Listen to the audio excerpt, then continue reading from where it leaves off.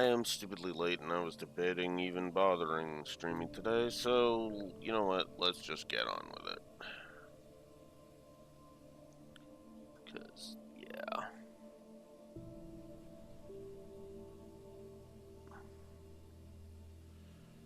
Ugh. So, ladies and gentlemen, welcome back to more Alan Wake Remastered. We did the first 2 episodes yesterday. Now let's do episodes. Let's try and at least get episodes 3 and 4 done today. Pace ourselves a little bit here, especially considering the fact that I may or may not actually have to finagle. I may or may not finagle the schedule to slide American Nightmare in there because, yeah, for a quick update on Horizon, it still hasn't shipped yet. It still hasn't shipped yet. On Alan Wake. Anyways. Alice has been kidnapped. Alice, please help me. Alice? You'll do exactly what I say if you ever want to see your wife again. I can't tell anyone except my agent Barry. Damn it, Barry, they'll kill her. You're my best friend, and I'm worried that you're not right in the head. The ransom is a manuscript I supposedly wrote that's coming true before my eyes. It happened just the way it was on that page. So dark. I have found only a few scattered pages. I want the entire manuscript. The deadline is in 2 days. I found Mr. Wake's pages. Good girl. How the hell did she get her hands on the manuscript anyway? I don't know. She's resourceful. I told you you were too hard on her. Listen, I found out all sorts of interesting stuff while I was digging around. Yeah. Mr. Wake, it's Sheriff Breaker. We have an FBI agent here, Agent Nightingale. FBI? He's anxious to see you. You'd better come to the station. Okay, I'll be right over, Sheriff. Let's make this quick, huh? Help you folks?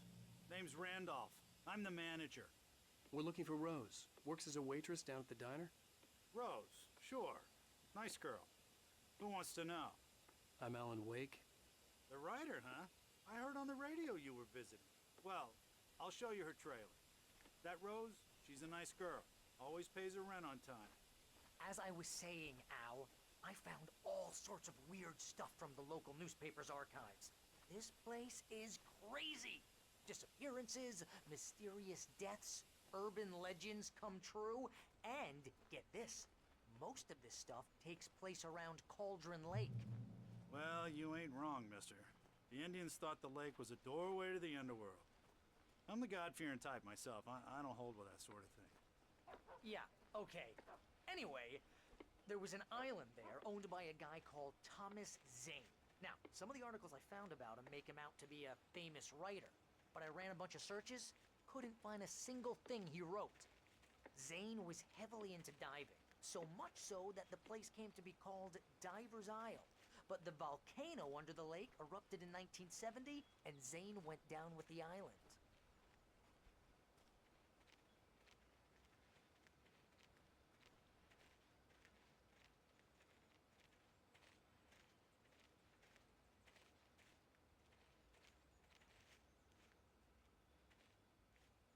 It gets better. A local girl, Barbara Jagger, drowned in Cauldron Lake just a week earlier. They were lovers. Sure, Jagger's a local spook story. The Scratching Hag. Comes for you in the dark. Childish stuff like that. Anyway, Al, I'm just getting to the best part. All of the articles about this stuff were written by Cynthia Weaver. I asked around, and she's that crazy bag lady you met. What, the lamp lady? She can be a little loopy, but she's not homeless or anything. Yeah, anyway, she knew both Jagger and Zane before they both died, and she had some kind of a breakdown.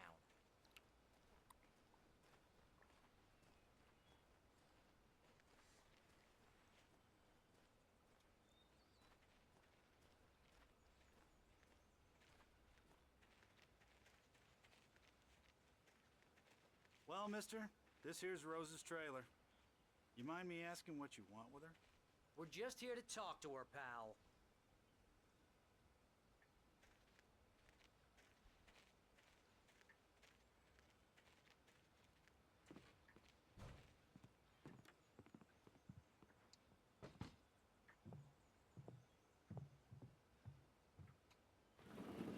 Welcome to... Oh dear, Mr. Wake. I'm so glad you're here. Rose, you have my manuscript? Oh. Oh yes. Yes. Please, come in. How can they not? This is really good. How can they not tell that how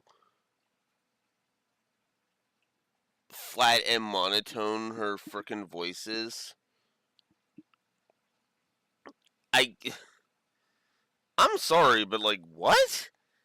Like, you like, ugh. Couldn't even tell that in the last episode when she called.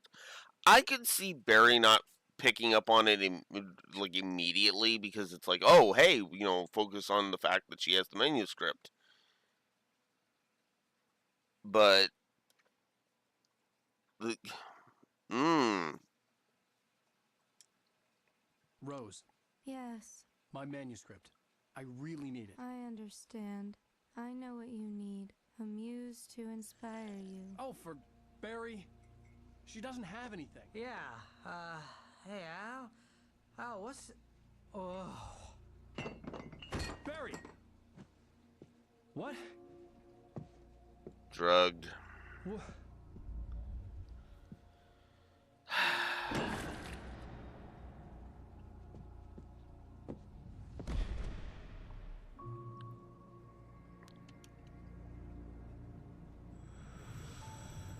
It's coming for you, hiding in my barber's skin. I'm too weak to stop it. You must turn the lights on. Alright. Alright. I hate to be that guy. But that's a negative to story. In fact, that is multiple negatives to story.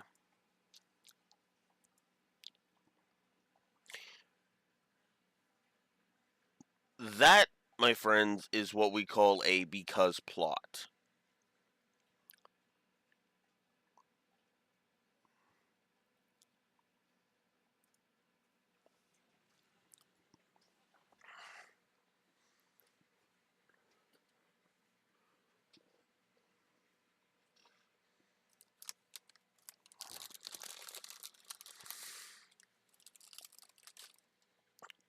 Like, I'm sorry, I don't buy that both of them failed to pick up on it the entire time. That they were so tunnel visioned that they didn't even, that there wasn't even a, are you okay, Rose? You seem a little, tired or something. Like, I could see them seeing it as her being tired and then asking her about it.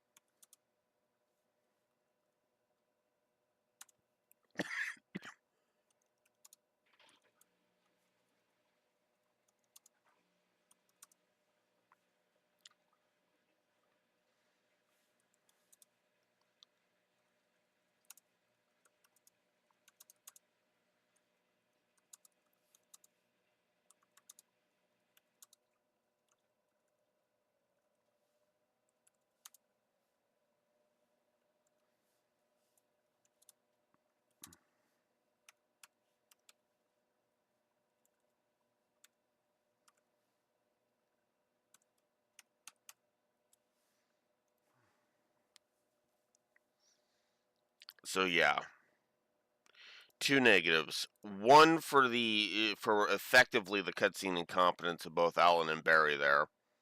Again, in one simple change, just one extra line of dialogue. You okay, Rose? Rose. And all of this gets smoothed right over.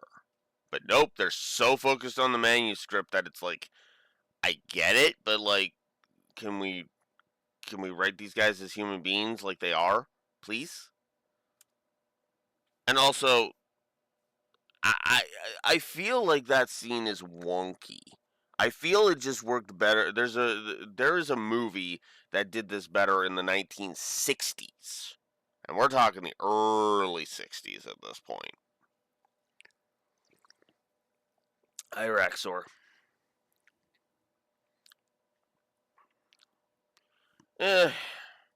Other than the fact that I didn't want to get up, hence why I'm 2 hours late. I mentioned it earlier. It still hasn't shipped, so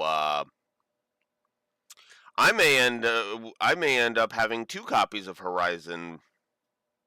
Yeah, that is concerning.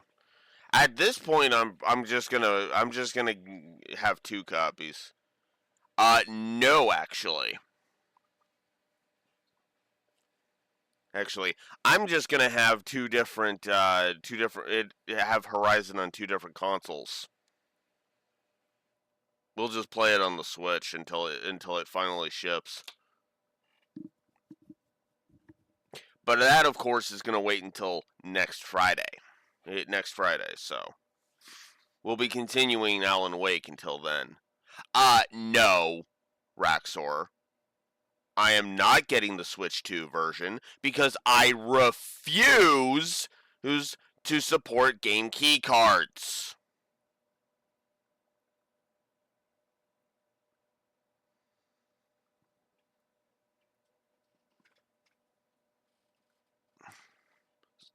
Sorry. I didn't mean to snap like that. Not for Trails. Hills. The game's been on the disc even on the PS5.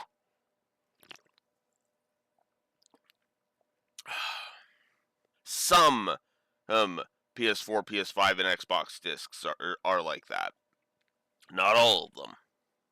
In fact, the only Trails game that has ever done that is the Switch 2 version of Horizon. Literally. Every other one has been on the disc.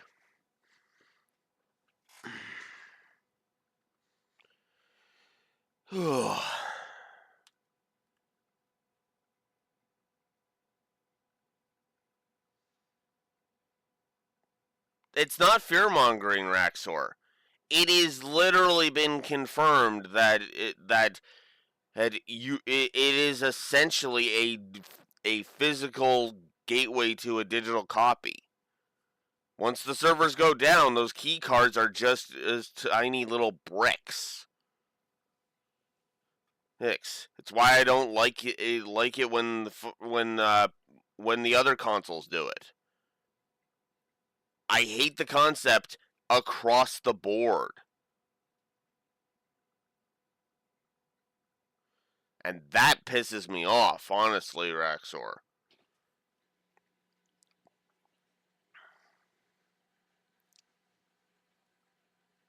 Call it a quirk, but I prefer to be able prefer to be able to hold the game in my hand and it's just able to be played regardless of an internet connection. Last time that's been completely true has been the PS2, and that kind of pisses me off.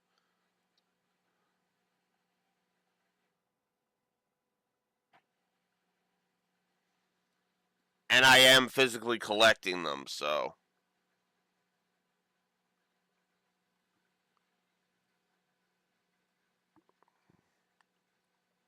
Well, think of it this way, Raxor. Or if we play the worst version and it still scores ridiculously well, that's saying something, isn't it?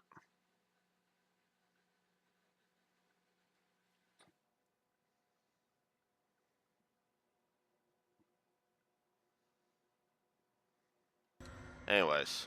I promised I'd come visit you and your lovely wife. You must finish what you started. I insist. You must turn the lights on. Turn the light on. Back to work, boy.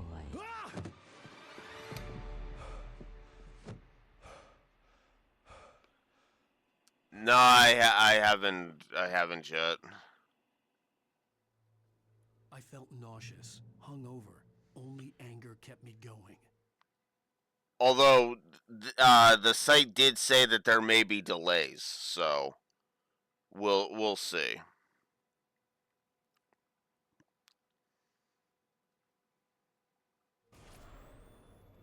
I can't tell reality from dream anymore, but it seems I have an imaginary editor to help me.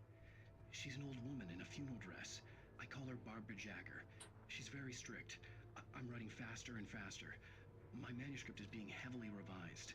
The edits are getting very aggressive, and each day there's less of me and more of her. I hate it, but I know she's right.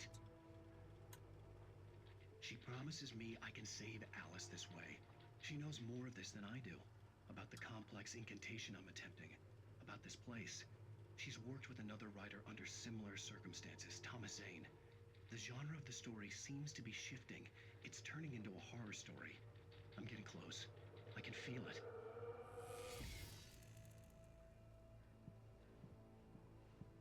Rose took a day from me. I had less than 12 hours left to meet the kidnapper.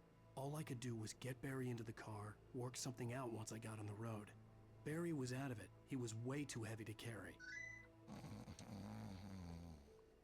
You're right. I deserve more money. I'm so handsome. Welcome to the Oh Dear Diner. What can I get you today? Coffee? I couldn't work up much hate for Rose. Something had used her to get to me and left its mark. First refill is free. Milk and sugar on the counter there. Would you like to hear today's specials? Thank you. Have a nice day. Come back. My gun and flashlight were gone. I'd have to find a way to get Barry into the car as quickly as possible. There was no time to waste. Mr. Randolph liked Rose. That little smile she had. How she was still sweet when life had tried so hard to make her bitter. It wasn't any of his business what she did in her trailer. But those strangers, the writer and his smart-ass sidekick, looked like trouble. And they'd been in there for hours, way past her normal bedtime. He reached for the phone and called the sheriff's station.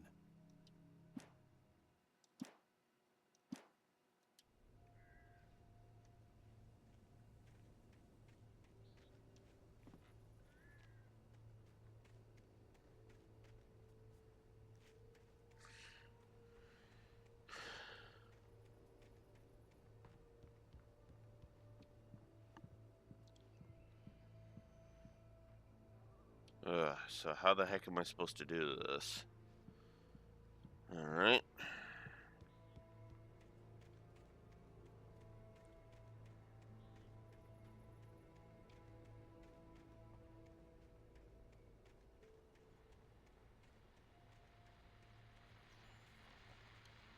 I just stepped outside to catch a breath of fresh air, and let me tell you, the weather's getting heavy. Nights like this make me especially glad I'm here talking to you and not home in bed. Once the weather takes a turn like this, I can't sleep at all. It's all tangled bed sheets and dark thoughts, punctuated by the occasional plunge into nightmare. Is it just me? Well, perhaps it is. But I hope I can make the night a little bit easier to get through. Caller, you're on KBF FM. Hey, Pat, it's Walt Snyder. What's on your mind, Walt? Well, I ain't the way you are, but, well, I can't sleep either, you know? I just been staring out the window here, trying to make sense of it all, but, I ain't been drinking either, you know? I just... Well, you sound like a man with a problem, Walt. I had a, argument with Danny.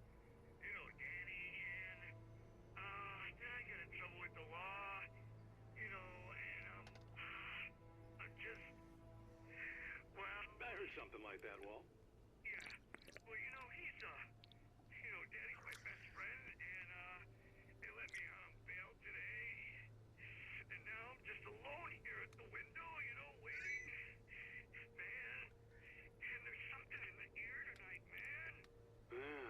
just outside looking up at the sky above our broadcast tower thinking the same thing. What are you waiting for, Walt? I don't know. You know, something's gonna happen. You know, I think I better go. Well, Walt, maybe... No, thanks, Pat. Well, good luck to you, Walt. Hang in there. Let's take a little break, folks. This weather's really something else, huh? How can I be sure you will walk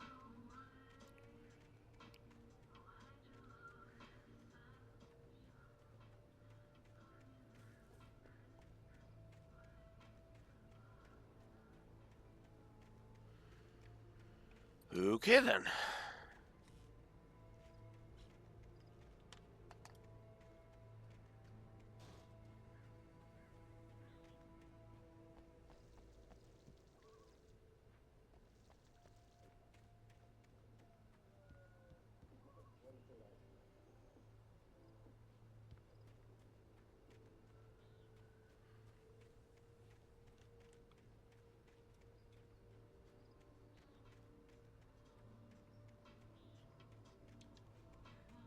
Oh, that's where I just was. This way. Hey then. I guess we can do a little bit of exploring, see if we can find more of the manuscript pages.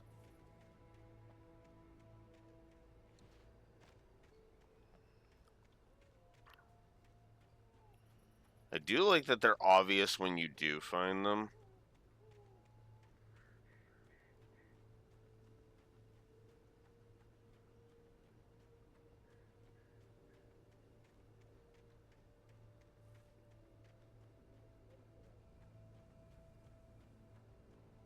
Oh, you're gonna get it now.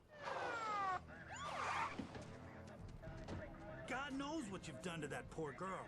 This is Agent Nightingale, FBI! Get him up, Hemingway! You're under arrest! You move a muscle, I'll unload right in your goddamn face! Stay right where you are, Spillane!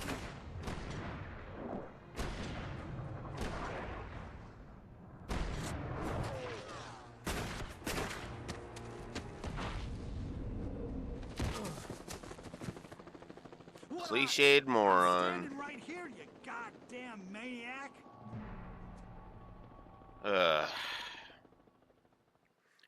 hated to leave Barry behind, but there was no way I'd miss my appointment with the kidnapper.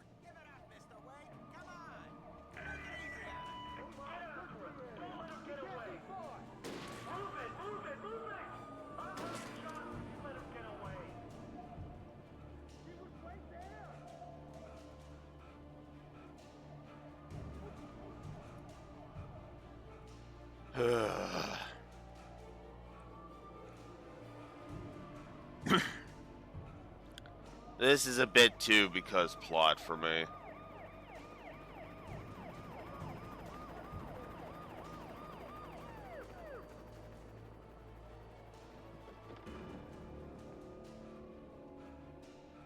Stop running! We have the suspect in sight! Okay, men, keep your eyes peeled. He's gonna try to make it through here. This way! Oh, damn. Whoa! There he goes! Stop! You're under arrest. Where did he go? He slipped away. Keep him right there. God damn it! Where did he go? He slipped away. Keep an eye out. Gotta love cops in fiction where it's like, oh yeah, he's clearly unarmed, so let's fucking, and we want him alive, so let's keep shooting at him like assholes. Like, fuck, come on.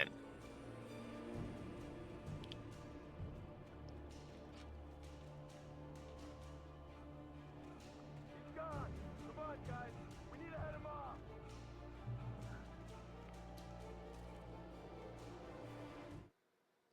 For decades, the darkness that wore Barbara Jagger's skin slept fitfully in the dark place that was its home and prison.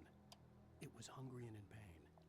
It dreamed of its nights of glory when the poet's writing had called it from the depths and given it a brief, terrible taste of power and freedom.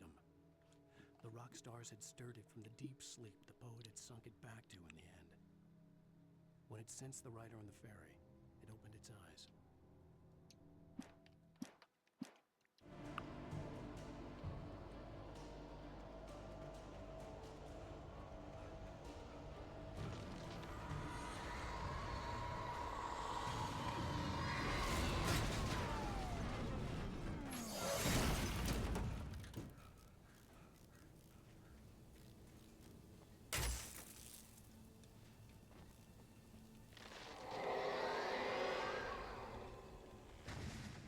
Come in, Agent Nightingale. This is Sheriff Breaker. Over.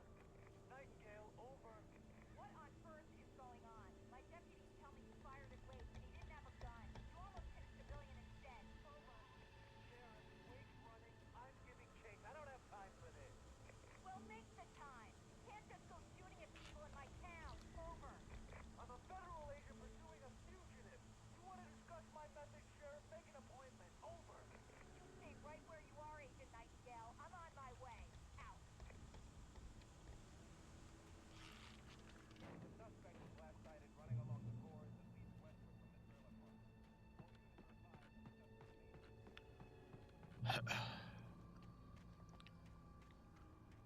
So Nightingale's an asshole.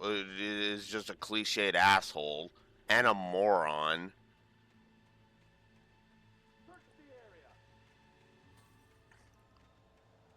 Like, dude, you could have easily have had him. But you were waving your gun around like it was your fucking dick instead. It's like, what?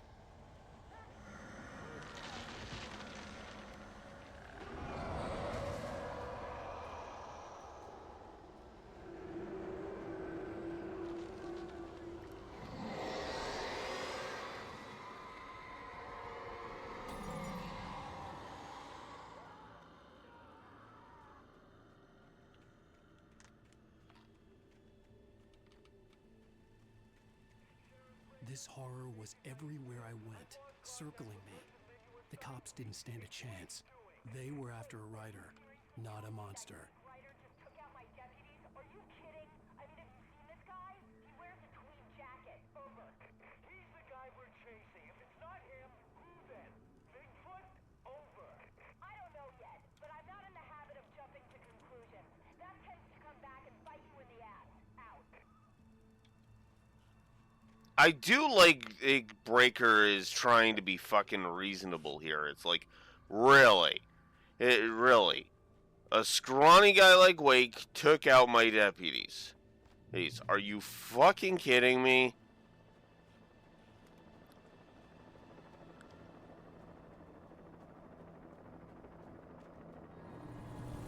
And the worst part is that Wake is nowhere near the deputies when they get killed.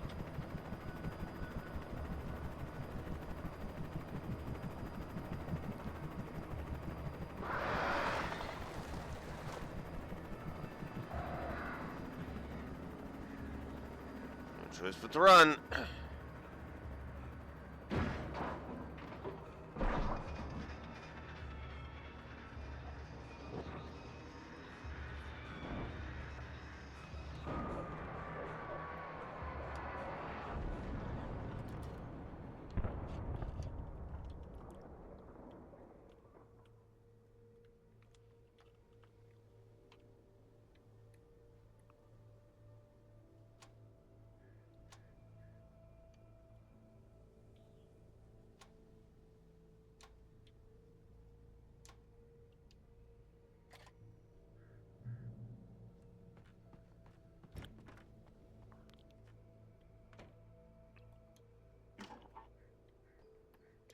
This is James. Mulligan, Thornton, come in. Over.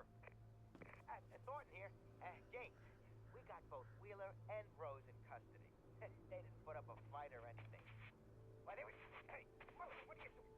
Come on! Sit down and give me that. James, Mulligan here. Over. Go ahead, Mulligan. Over. We got Wheeler and Rose here. Wheeler's drunk or hopped up on something. Speaking of which, that Fed had a pretty distinctive whiff of Otis Scotch about him, if you know what I mean. Over.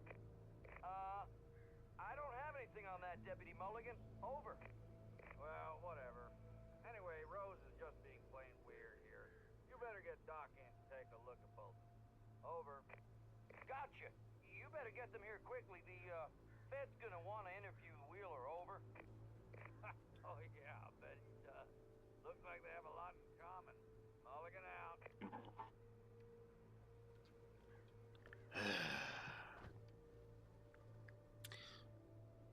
Yep, surrounded by assholes.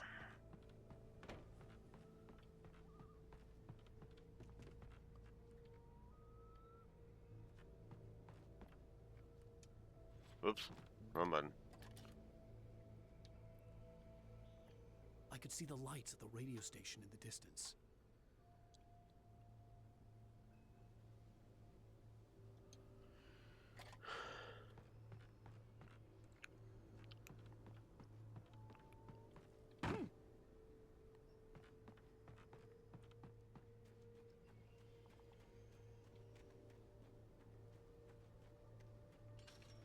I imagined that the broadcast tower in the distance was part of the local radio station.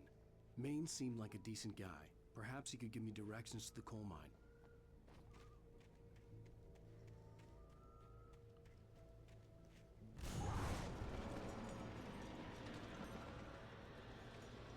Unnatural shadows clung to the gate. The darkness that was after me was trying to stop me. I wouldn't get through without a light.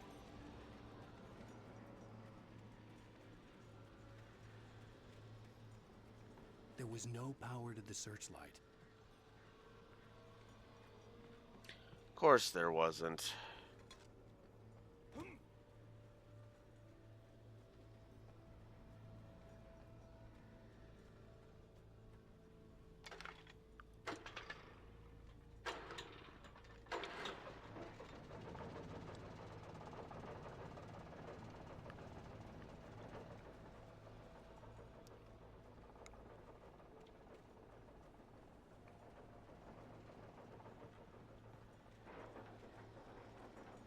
The old generator conked out.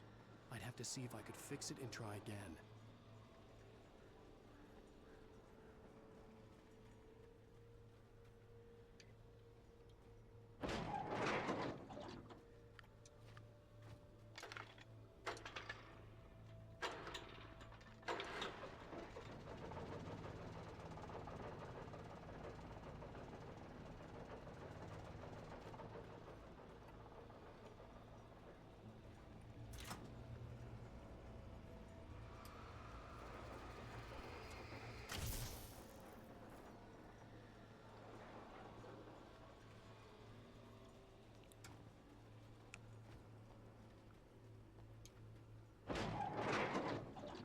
Ugh, you're really gonna make me do this, huh?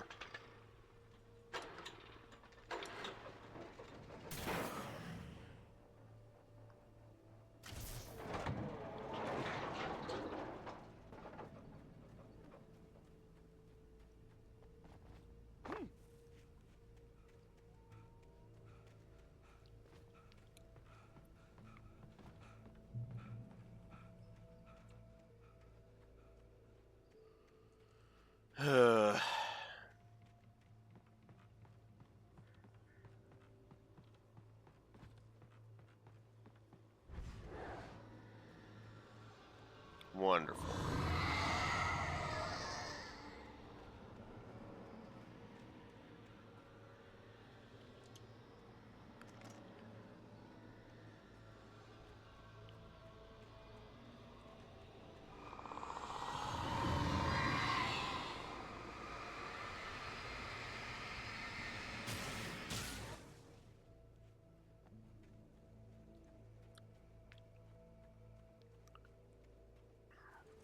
It took me a moment to recognize the flashbang grenades. They were an ideal weapon for my situation. Team 1, come in. Over. Team 1, this is Sheriff Breaker. Report. Over. Team 2, come in. I need a report. Over. Come on, guys. Talk to me. Come in, please. Over.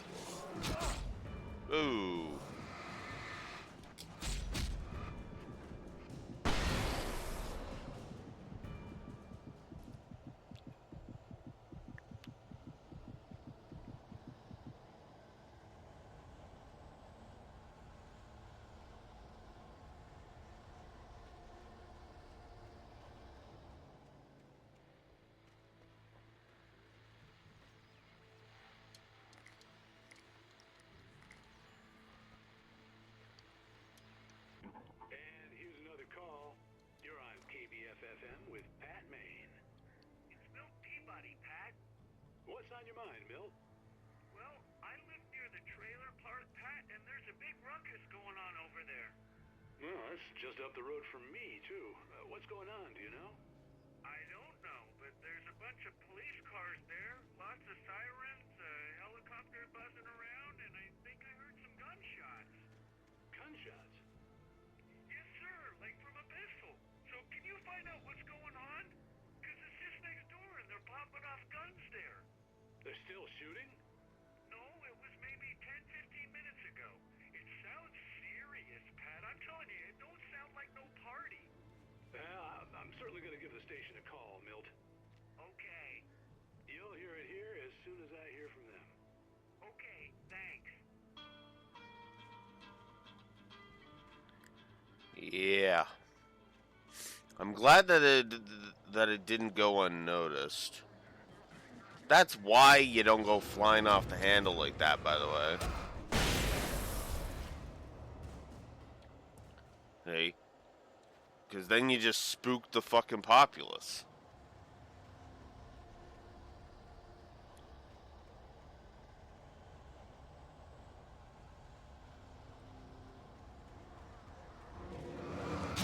Ah, fuck.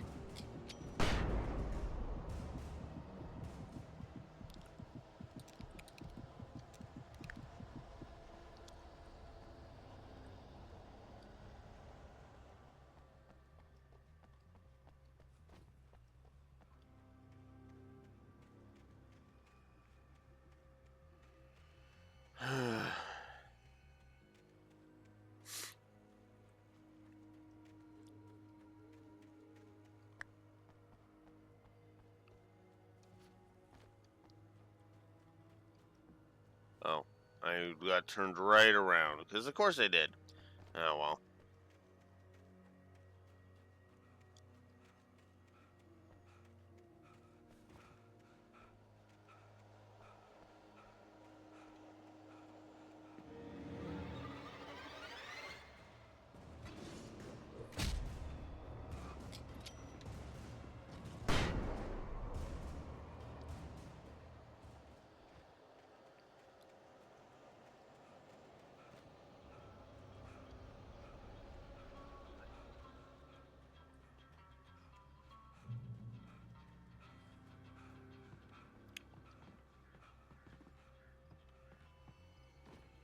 Oh, there's the manuscript page. Oh, for fuck's sakes.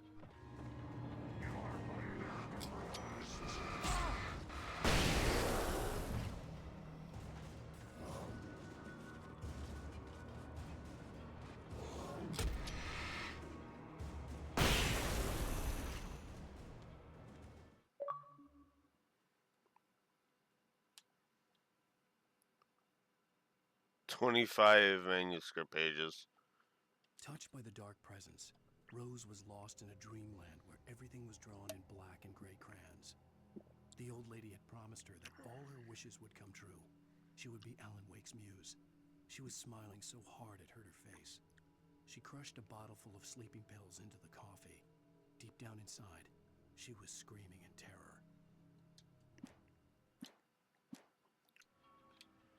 Okay. Hey, yep. Mind control. Great. Fuck.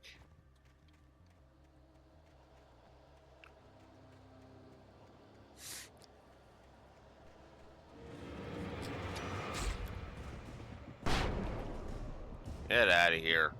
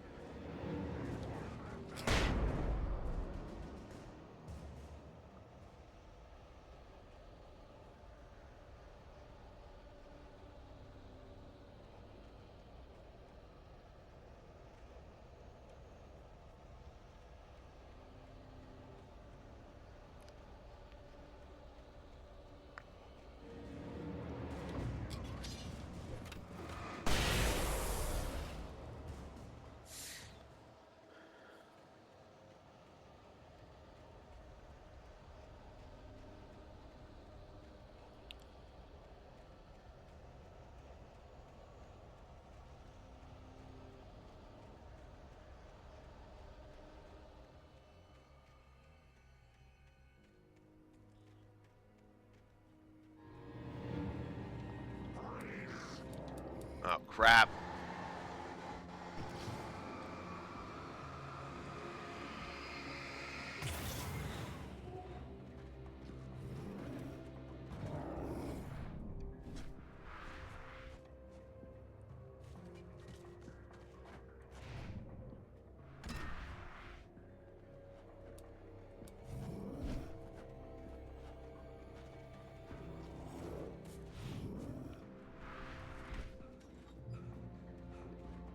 I hope Maine could lend me a car to get to the coal mine.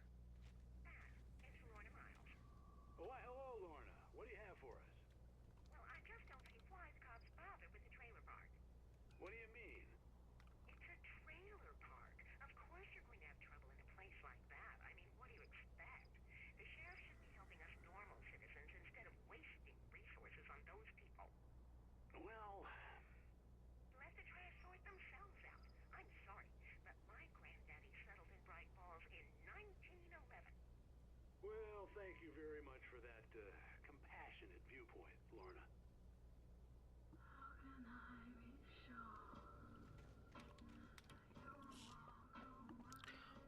Wow.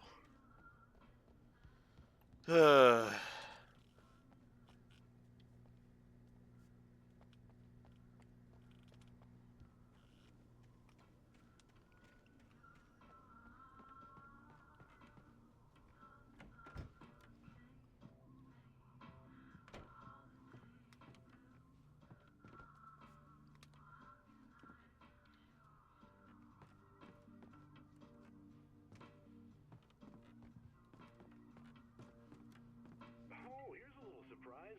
The famous writer Alan Wake just walked in. Folks, I'm going to see if I can talk him into an interview. Come on in, Mr. Wake. Oh, I'm so glad you could find the time to do this, Mr. Wake. Nowhere to run now, Dan Brown. You back away from me. Don't hurt it. Whoa, whoa, whoa. Everyone calm down. Put the gun down. We're all friends here, right? Cool your jets, Nightingale. We got him. Judas Priest! What the hell's the matter with you? There's a civilian in there.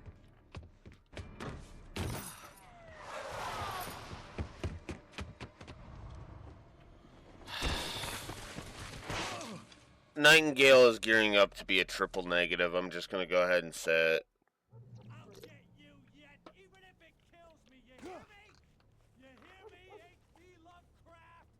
I had fallen off so many cliffs it was ridiculous. That's what you get for naming a book The Sudden Stop. It was probably good I hadn't had the chance to tell Maine where I was going. I'd have to lose the cops and find my own way to the mine. Nightingale stared through the broken studio window into the dark woods. He turned around, started to walk out, but Maine grabbed his arm. "Young man, you almost shot me. You don't shoot off rounds at people like that. What's the matter with you?" Nightingale shook his arm free, marched out. His cheeks burned with rage and humiliation.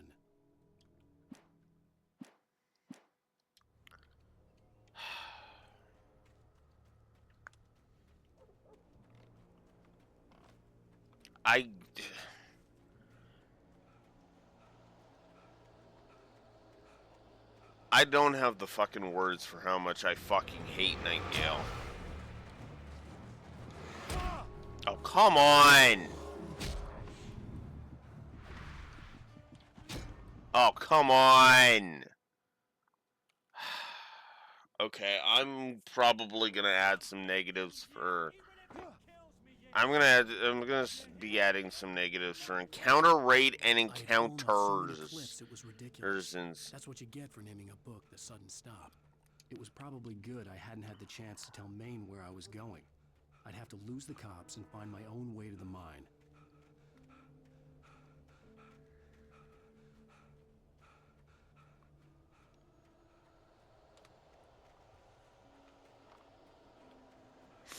I hate this.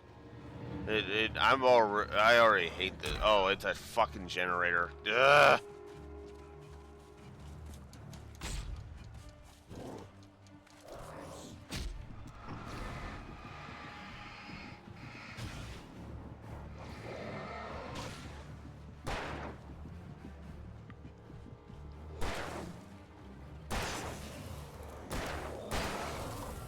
Ugh, get out of here.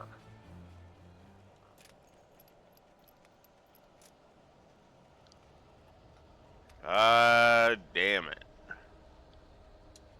Whoops. I keep hitting the wrong button.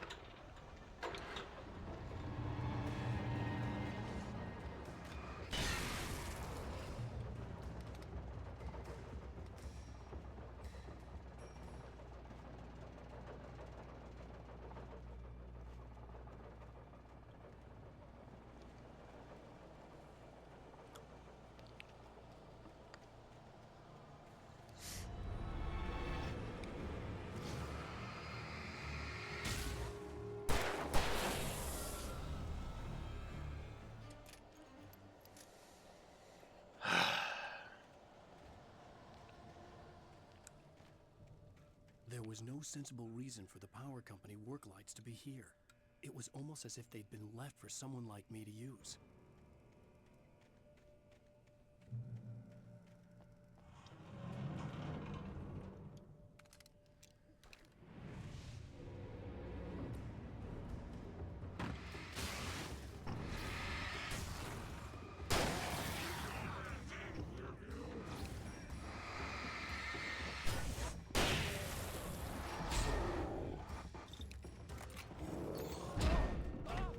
Oh, fuck off!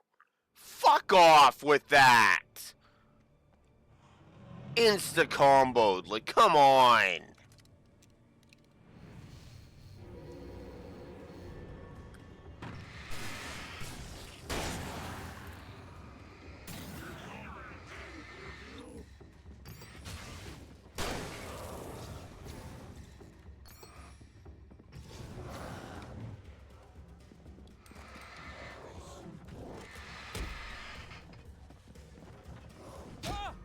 Come on, let me out of the corner! Look at this! Oh my fucking god! Are you kidding me?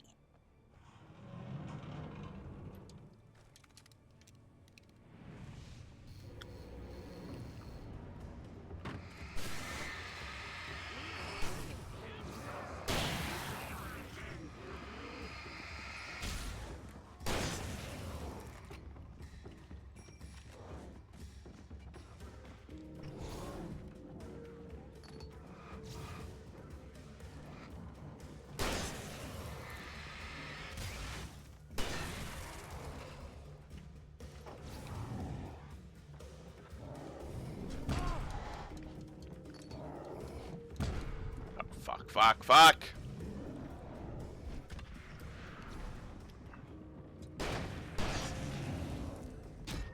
Fuck! Does this fucking encounter ever end?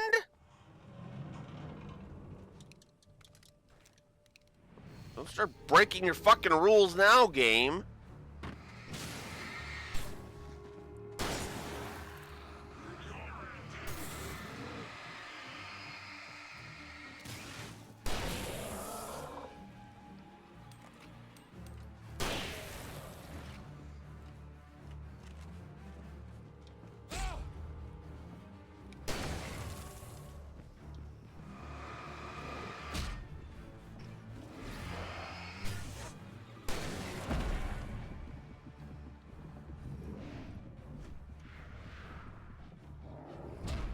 Oh, come on!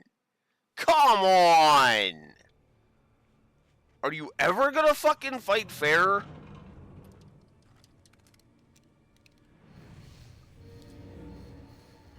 My god.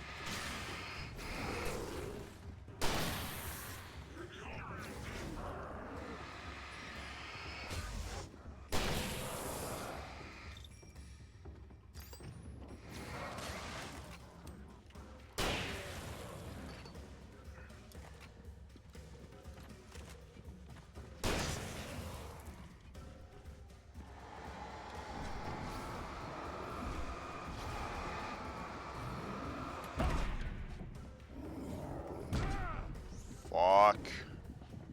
Fuck! Come on! I couldn't move! Ah, unfucking believable.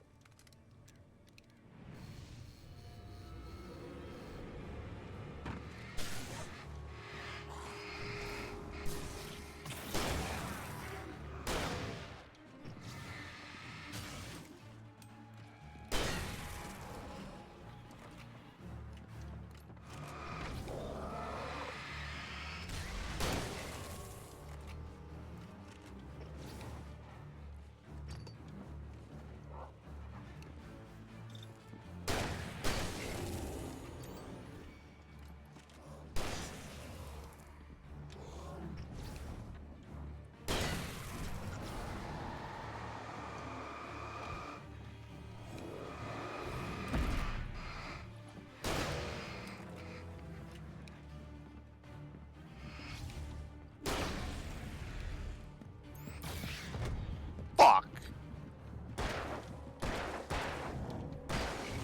There. Oh my god.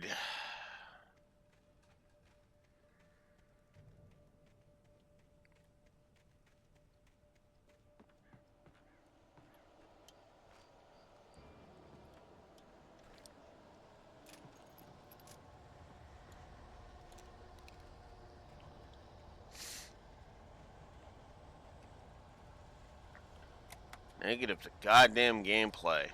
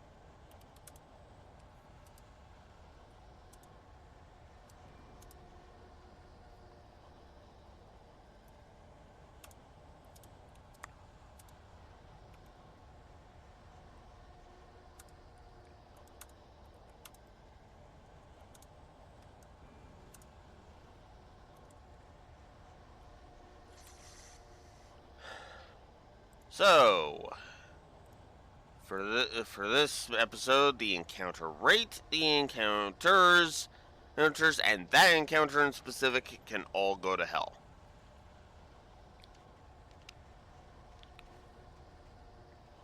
I hate that, damn. And I hate that fight. I hate that. I hated that fight so fucking much.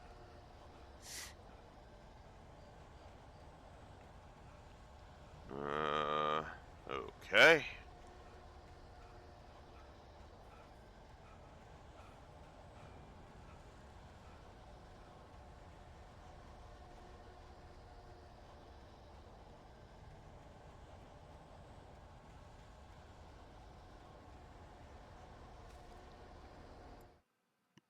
Sarah trusted her gut, and her gut said Agent Nightingale was an asshole. He felt wrong, and it wasn't just the smell of stale booze. It was in the way he flashed his badge, pulled rank, the look in his eyes when he wanted answers. Where was Alan Wake? What was this about an accident? Where was his wife? And most importantly, why did she let Wake go? He wouldn't answer her questions. Federal business was all he'd say.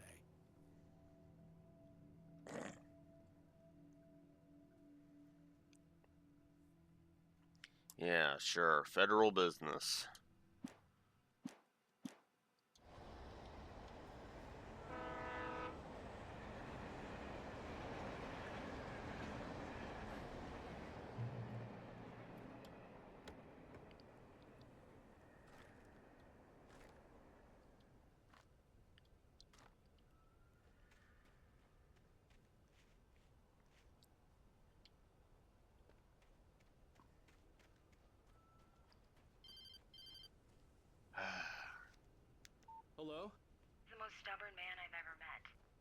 Alice? Alice? Alan, Alan, I'm so afraid. It keeps me in the dark. Please help me. Oh my god. This is pointless. Something else. Looking out from behind your eyes. Alice, I'm here.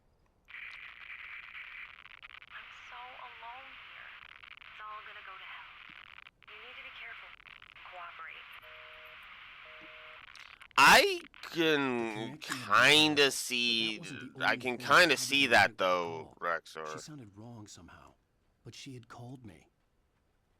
I can kind of see that, Rexor, because again, I have had plenty of series where a specific entry made me pretty much drop the frickin' series, even if it had an ongoing narrative. I could see a railway bridge up ahead and a warehouse of some sort on the opposite shore. I hoped I could find a car from there.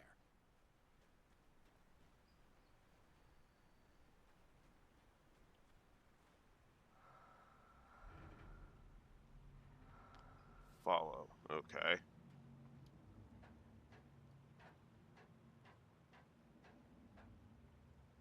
Yeah. Well, here's the thing. It's like, compared to the rest of the series, especially if you didn't have issues with like certain other entries in the series, I could see Horizon being the point where it's just where you're basically like, well, the writing is officially taking it up the ass. The problem with that assessment, to me though, is Daybreak 1 exists. Like, straight up. Daybreak 1 effectively negates any hang-ups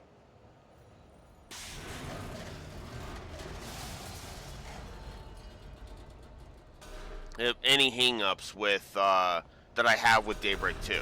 I'll still call Daybreak 2 out for being a piece of crap. Being a bipolar piece of crap. Oh my god.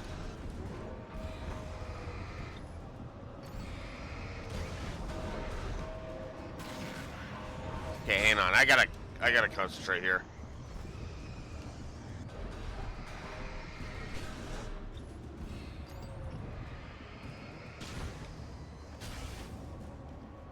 Okay. Ow. Jesus. Do you want to work with me here, game, so I can finish explaining myself? No, you're just gonna keep throwing shit at me? Okay, fine.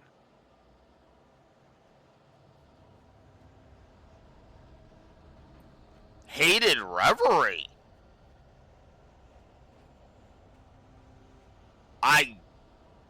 Worst guy.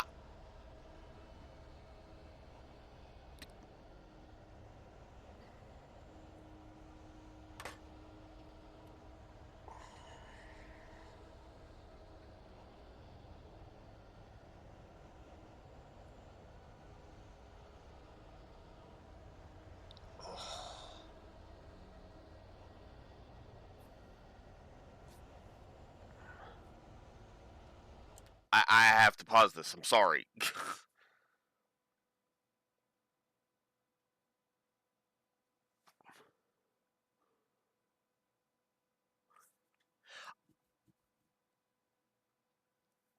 He praised the gotcha mechanics, but the combat what? Oh my god. I can't. I can't even rectify that because the gotcha mechanic was kind of like ineffectual at best. Just in there, you know? I will say the gotcha crap when it comes to the gameplay loop of Reverie is a bit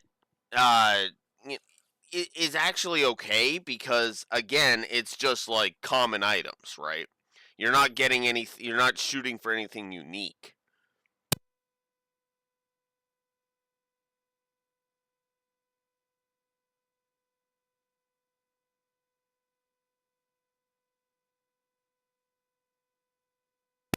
Okay, that statement makes me think I need to reevaluate lore. I need to actually get lore to play the rest of the fucking series, so that we can see if he's actually a hater.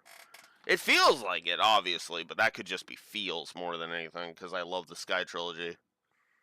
Because look, curse. Here's the thing, though. Nothing in the Sky trilogy is affected by the curse. The curse didn't do shit during the Sky trilogy.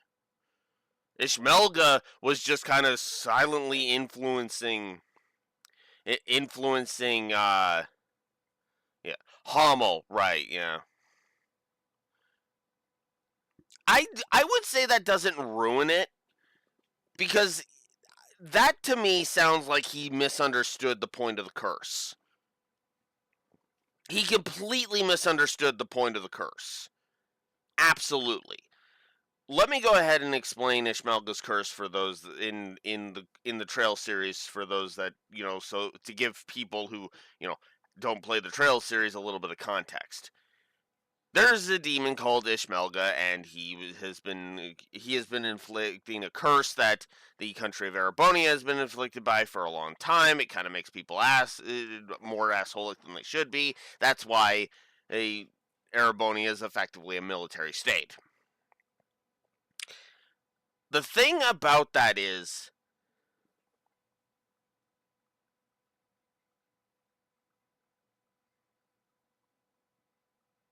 AI turned demon, rogue AI turned demon, whichever you want to think about it. I wanted to refer to him as a demon just so that I didn't give anything away, Rexor, but whatever. Point is,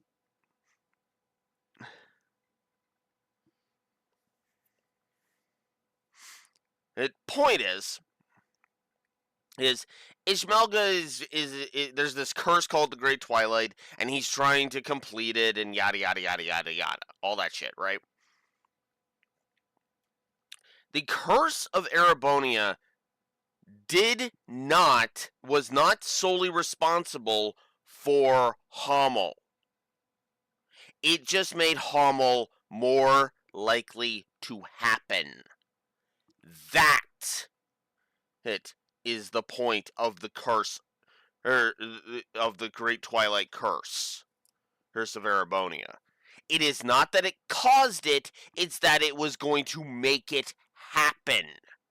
The only reason it causes is what kicks off the events of Cold Steel 4 is because it was strong enough at that point to start actually influencing fate and start actually pushing things towards its completion.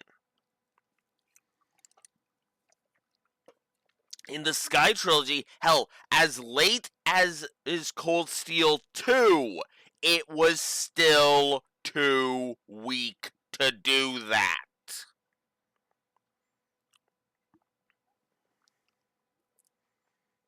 That, to me, Raxor, sounds like the dude you were watching didn't pay attention.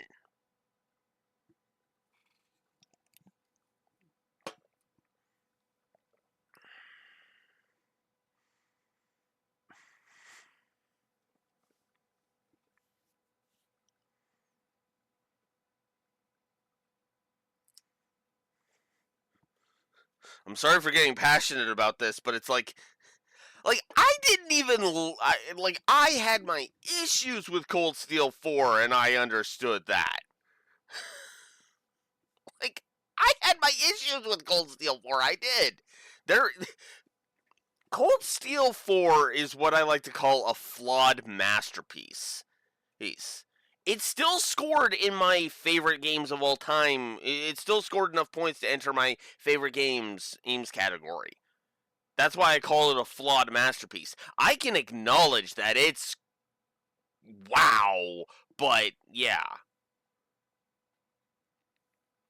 Compared to the rest of Trails, I did, but anything that is 80 or above Raxor is what I consider some of my favorite games of all time, right? So if you go exclamation mark rank for the ranking, I'll go ahead and give you a number of the reviews that we've done that have that. That would fit into my favorite games category. Let's see. That would be the first. Oh wow,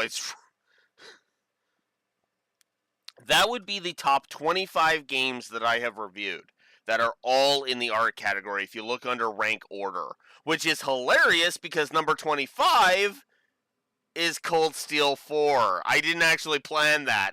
That just happened. Zodiac Age just kind of barely didn't reach the mark, Eric, which is funny because the Audit of Sky 1 actually just dipped it just below the mark, too. That's actually funny.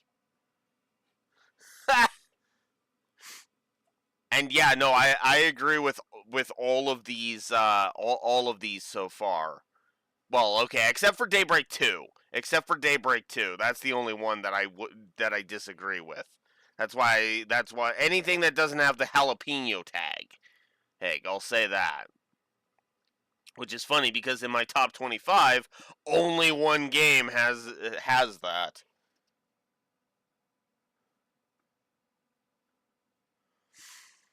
Let's see. How much does... Let's see. Daybreak 2, where are you? Let's see. How much does... Well, Raxor, in order to qualify for that, Horizon needs to score at least, at bare minimum, 239 points overall to qualify. If it scores 239 and becomes my sixth top, because it gets to sixth from the top up, which would make it overshadow Reverie, by the way. Then it will qualify. Yes. Which is funny because that will also mean that it will replace Reverie as third place in the overall whole thingy.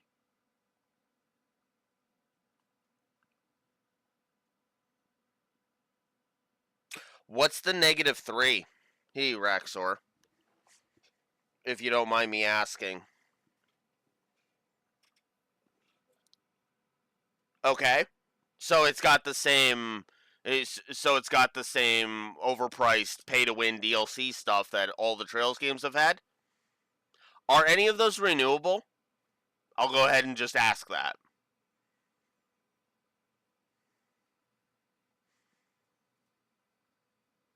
Like for example,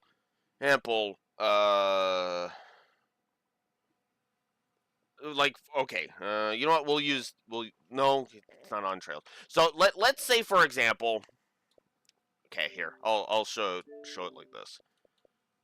So let's say I go to, yeah, what I mean is, can you buy it multiple times? That's what I mean.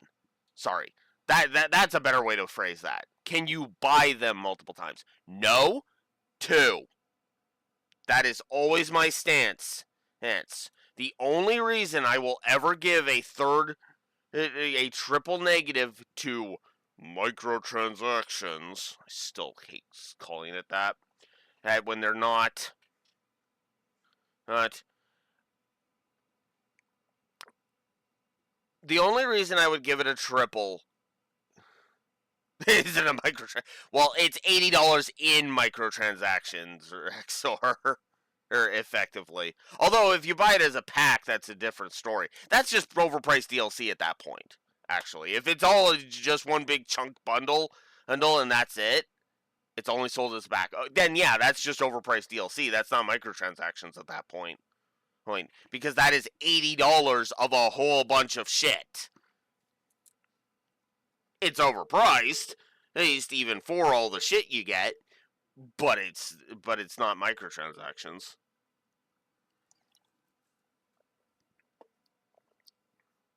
As Raxor gets a screenshot out of the Steam page for us, just to view. Because then I can actually explain it full tilt.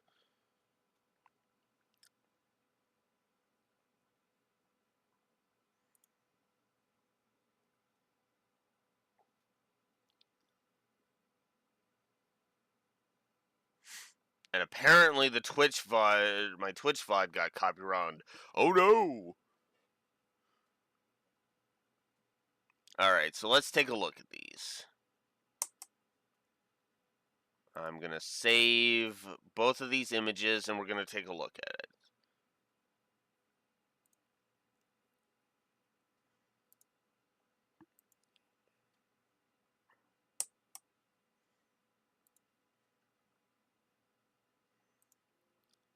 I guess we'll call that image 2 then. Okay. So let's show this off so that I can really go ahead and show. Actually, the first one would be more appropriate anyway. So let's go image DLC neg example. Yeah, you showed me the one with the bundles, but the first image you give me a sec.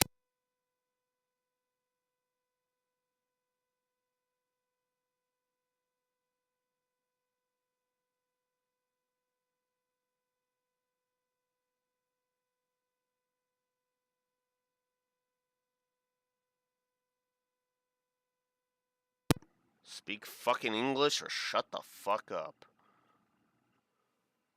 When I respond to you in English, talk to me in English.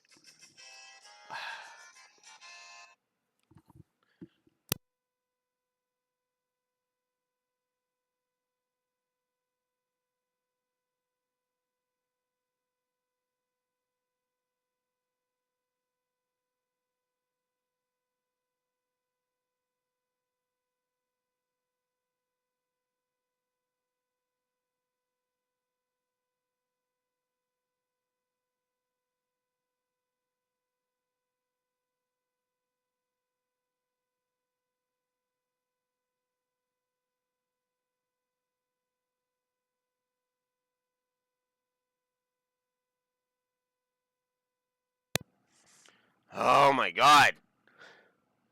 Fucking scam calls. I don't know if that was a scam call, but that was definitely a bot call.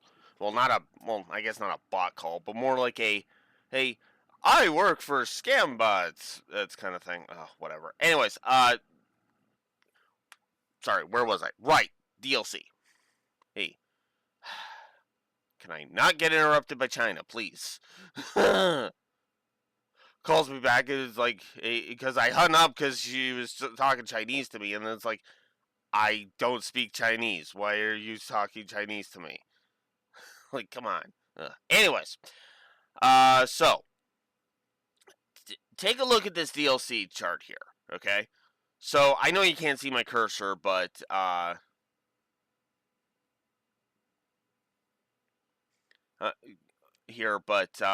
so judging from this set right here, okay, you've got the 4 SPGs costumes here.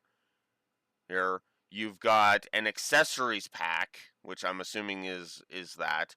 And then you've got the standard starter, advanced. That's your pay to win stuff. Of background music. Now this is all in pounds, but if we were to just say that this sounds about appropriate for how much in dollars it would be. This is not to me microtransactions.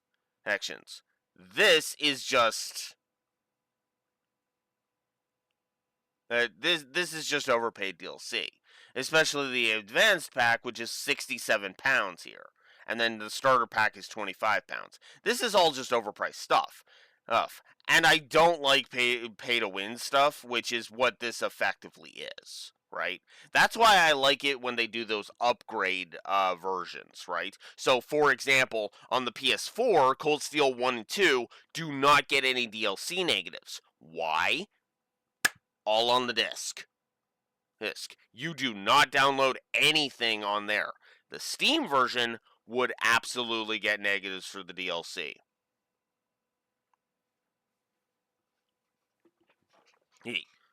That is my recommendation. If you can get the PS4 version of the Cold Steel 1 and 2, do it. And if you can get your hands on the PS5 version of Cold Steels 3 and 4, do that. Because again, all of the DLC right there on the disc.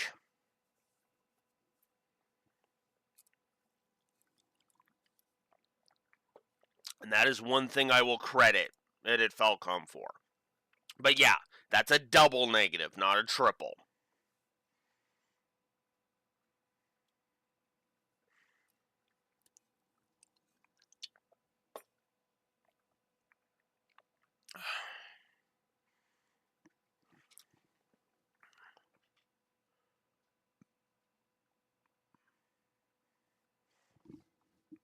Yeah.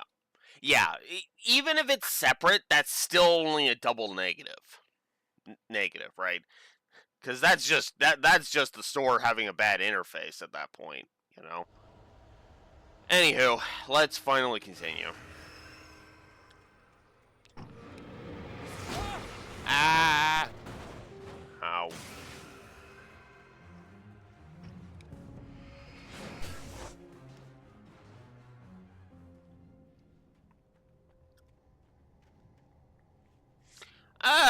Not great. We have entered. It has started to tank a little bit, both in the story and the gameplay. In fact, speaking of that, well, we read this I one. slammed the door shut right in his smug face. He pleaded for me to open the door. True to form, the asshole actually thought I would obey. I had no sympathy left, no guilt either, not for him. I took a moment to savor the scream. I bet I had a smile on my face. It was all that I had time for. The dark presence was inside the lodge with me. Oof. Not that I can blame Ellen for eventually being a dick to Nightingale.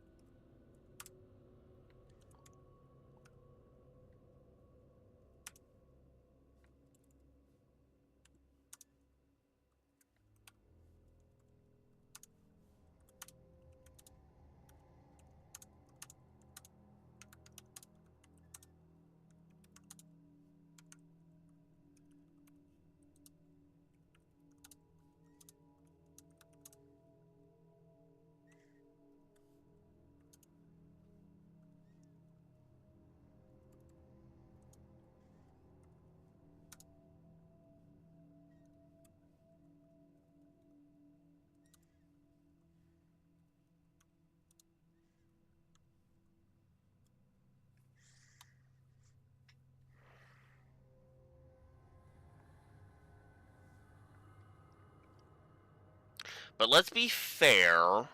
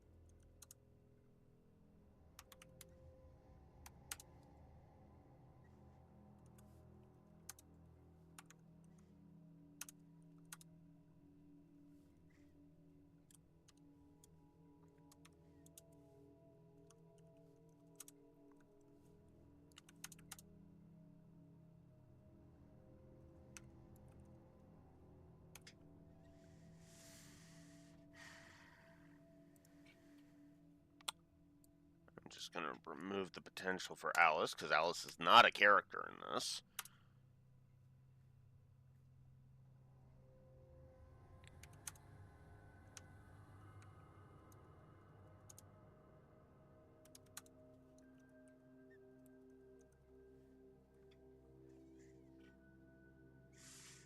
And I'm not sure what's going on with this episode. This episode has kind of been the one driving force.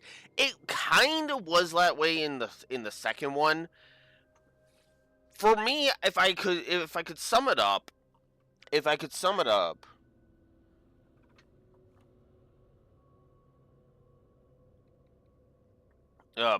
I would say, uh,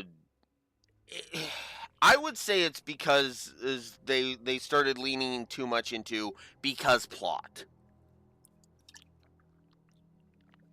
Because that has been my problem. In fact, that's actually pretty much my entire problem with Nightingale. He is a cliche that was fucking tired at the time this game originally came out on the 360 in the 2000s,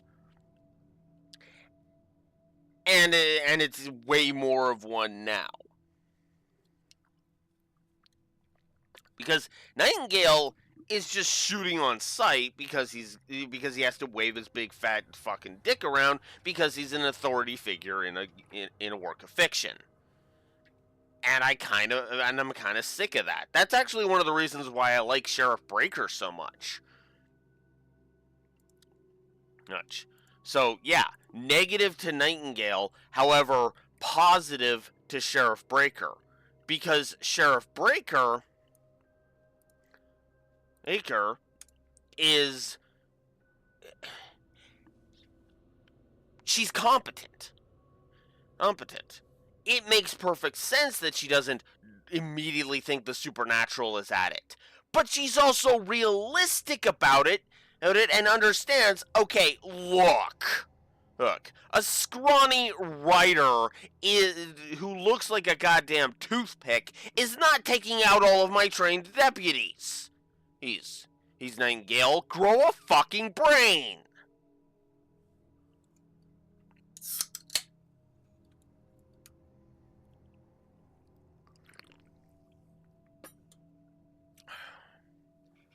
That pretty much cemented her positive right there.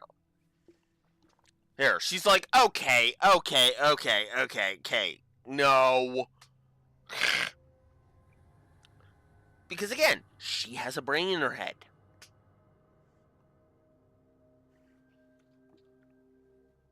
It's actually...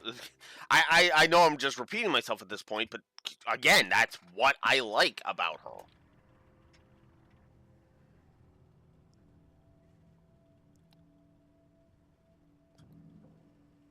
Well, maybe this is the episode where their relevance falls off a cliff then in Raxor. I don't know. Because the narrative has had a nasty habit. This narrative does have a habit of yeeting characters out of the narrative at its convenience, so... In writing, Stephen King had been a source of inspiration to me. I thought about all the inanimate objects that had come to life in his books. No one is safe in a good horror story. Certainly not the protagonist. That's what makes them fun. This was anything but. The darkness could possess anything, and it was getting closer.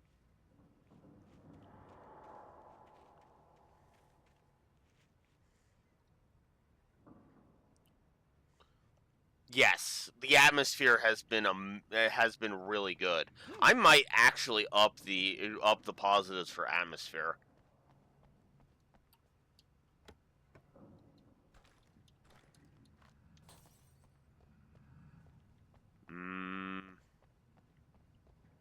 Let me do a little bit of exploring first. And a good call, because, hey, one of the coffee thermoses. I am not promising to 100% this, by the way. I should have mentioned that earlier. I will get as much as I can find. I may or may not aim for all of the manuscript pages. Like, I might look up a guide and find all the manuscript pages. But that's about as far as I'm going to go.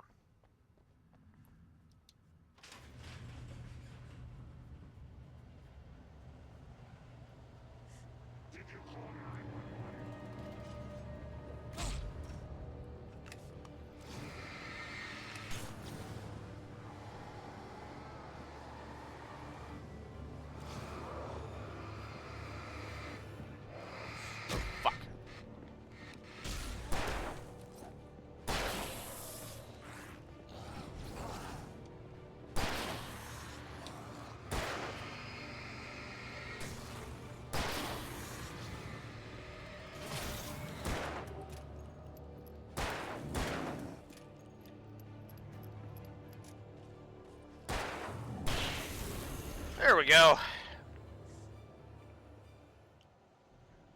That encounter was much easier. I didn't. I was wondering if I could try that. Oh, it's a flare barrel. Real effectively. Huh. I mean, that makes sense for this game.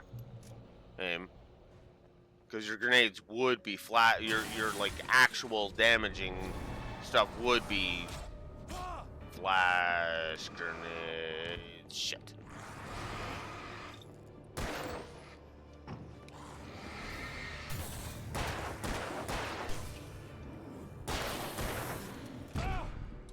Crap. Damn it! Caught on the reload. Okay. Oh, hello. Come on.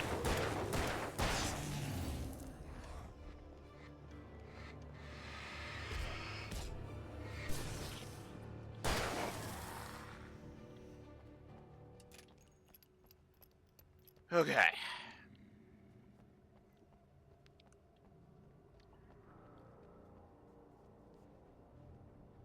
In light, you can hurt them. I mean, yeah, I've been able. I think I would certainly frickin' hope I figured that out by now.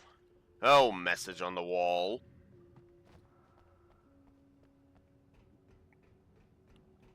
This is the 3rd episode, and we're actually kind of deep into episode 3, so it's like, wait. Wait, if I haven't figured that out by now, then I'm just in complete trouble.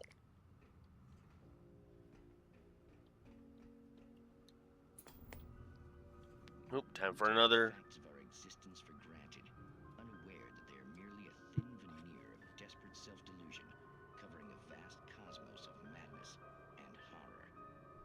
All too often, the stars are right. In Night Springs. Tonight's episode, a family occasion. Journalist Alvin Derlis' trip to study the local customs of an insular community in Night Springs has been less than successful. Until tonight. Well, I'm glad you changed your minds about this. Ancient customs, local mythology. My editor loves this kind of stuff. Well, Mr. Derlith, we don't want to feel like we're on exhibition, but you have demonstrated the seriousness of your intent. Oh, I am serious. Really, just do your thing. I'll stay out of your way and observe.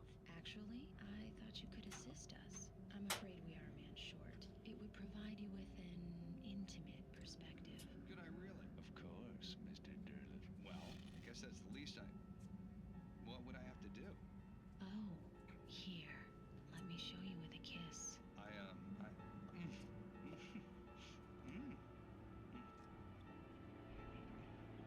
What did you...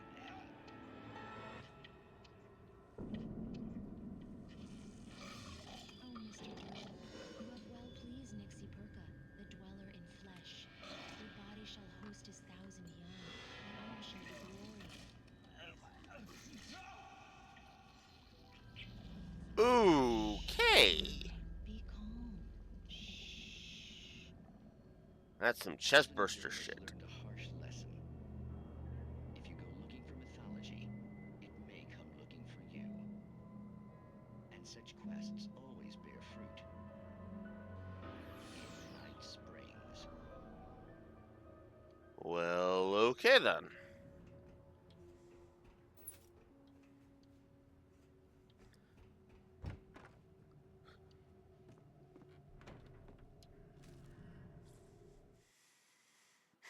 The darkness surged towards me, sucking everything loose from the ground into its depths, tugging at my clothes. I saw the flare the kidnapper had dropped and threw myself towards it just as I felt my feet leave the ground. The darkness embraced me with the force of a tornado. Somehow I managed to light the flare. The darkness roared and cast me away. I fell toward the dark waters of the lake far below.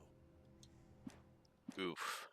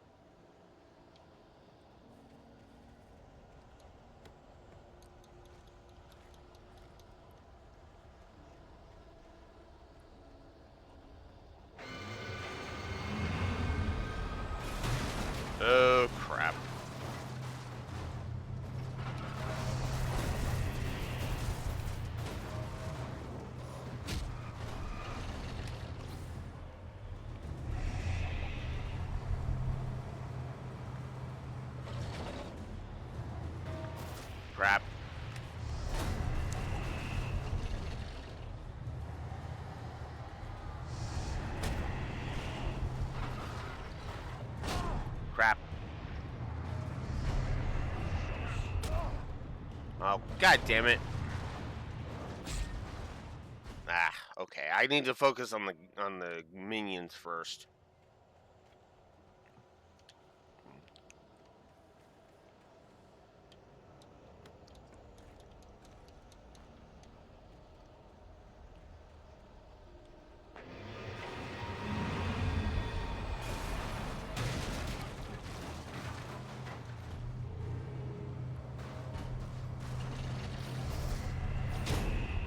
Ah, come on.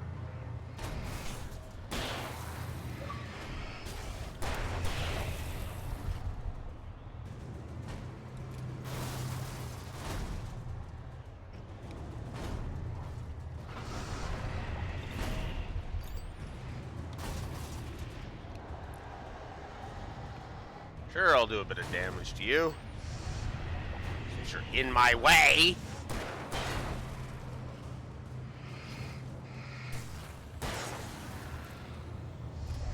Okay, looks like that's it for the minions.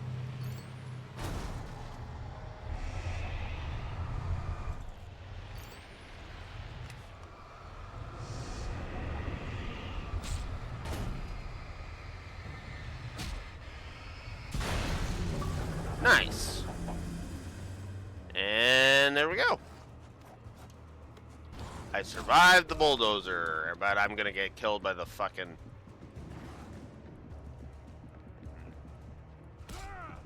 Damn it, come on.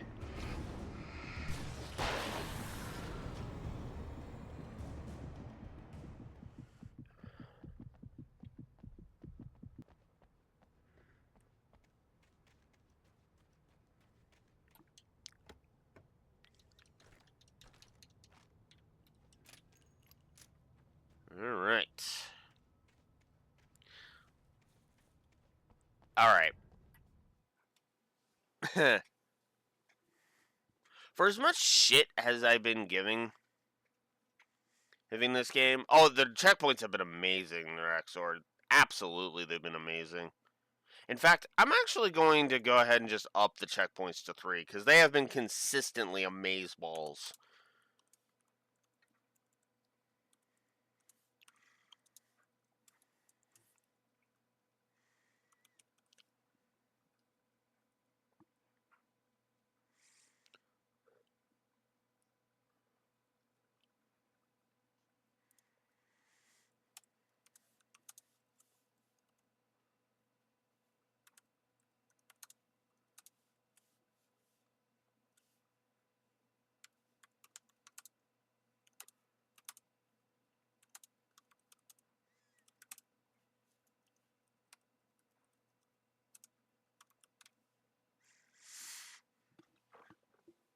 Good boss design.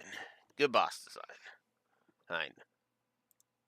So, yes, I am going to up the checkpoints to 3, and I'm giving that bulldozer a positive, because that bulldozer was awesome.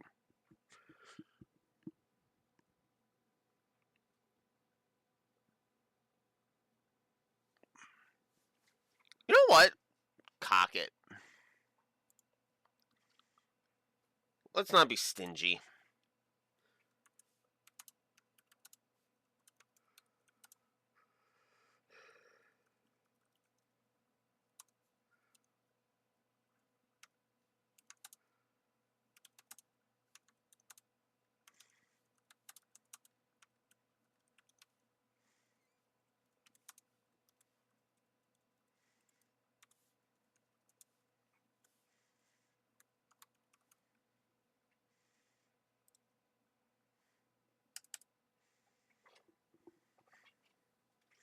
Let's not be stingy. Let's give the bulldozer a triple.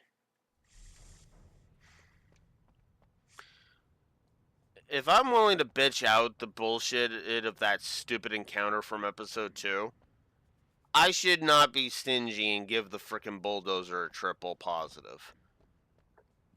Because that was legit fun.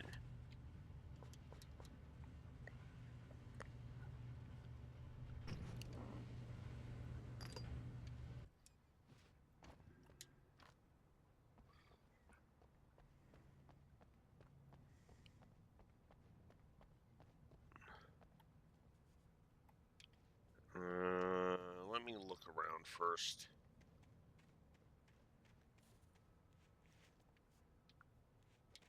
It's on the other side.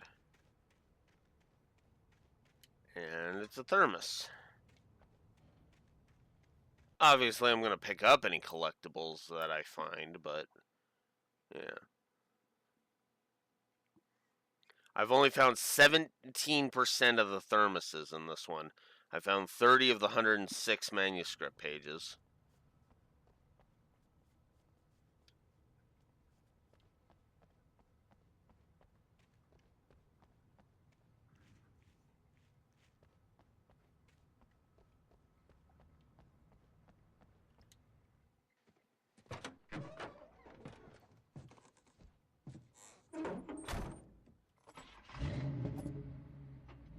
I had never been this glad to see the sunrise. I had a couple of hours to get to the coal mine.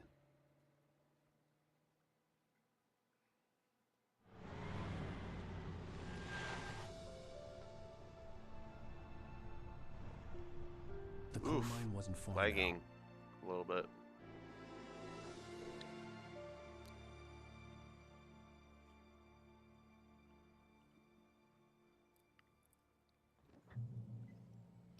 Today, I would meet the kidnapper, and he would give me Alice. I wouldn't give him any other choice. A drowning man will clutch at a straw.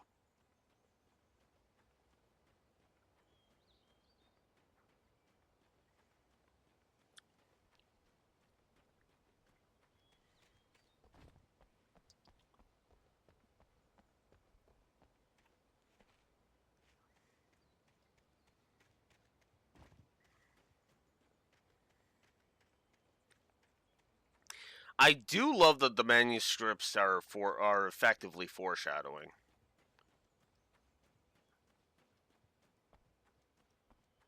That is the one thing I will say I really like about them. You know what? That's another thing. Speaking of not being stingy, let's actually just go ahead and up that. Let's go ahead and up the atmosphere. The atmosphere positive.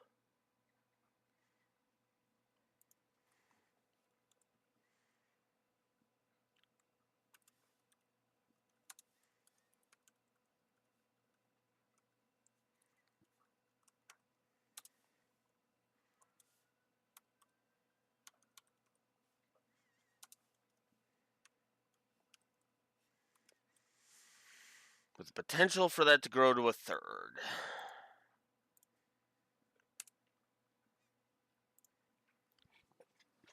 One thing I will say that is nice is that despite the fact that that both the story and the gameplay have tanked a little bit, you notice how neither axis has more than 10 negatives right now, right? Like, God, am I happy about that. Holy crap. I'm not gonna lie, I am actually very happy about that.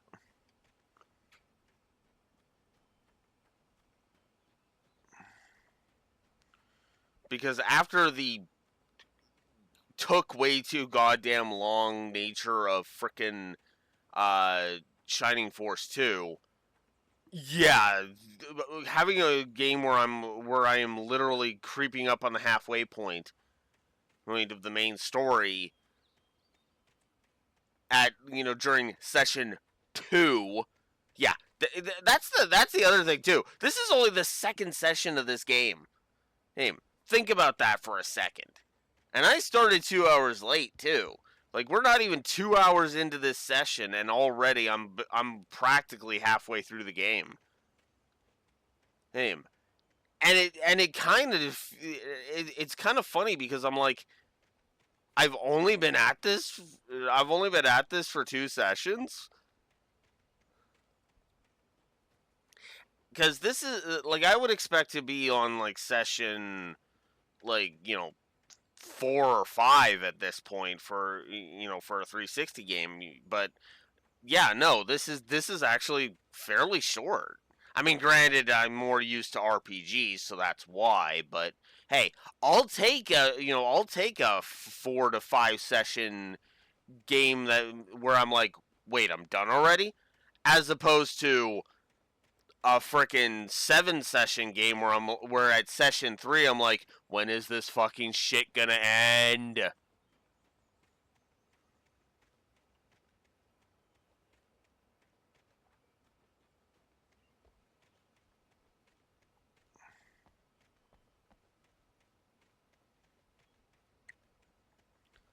Like it didn't even really click with me until like just now that it's like, oh shit, I'm already at the halfway point, aren't I? Hey, well, shit.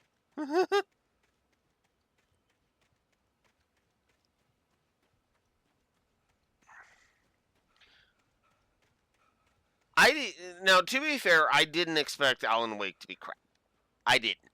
I did not expect this game to be crap. And it hasn't been.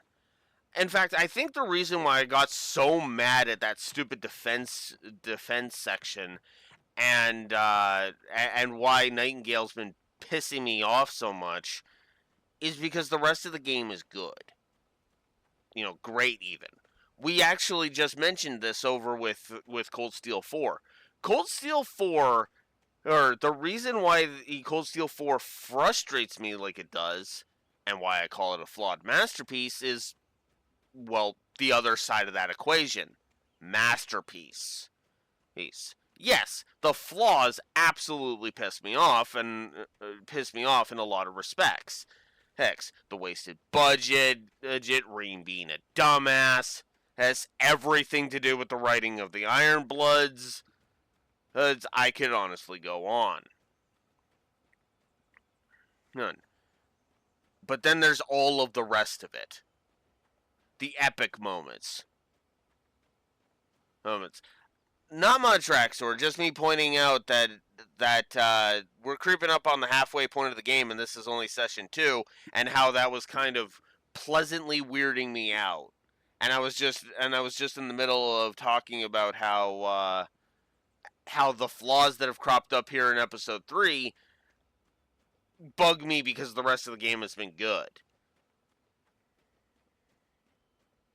Yeah, it's not a long game, and I think I've been spoiled on so many long games because I've done so many RPG marathons that I'm like that it feels weird to be done a game in like single digit sessions, right?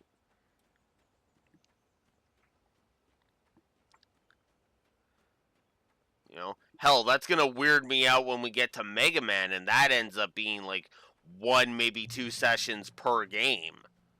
Aim for several of those until we get to the battle networks, then that's going to take me forever, 9 billion years.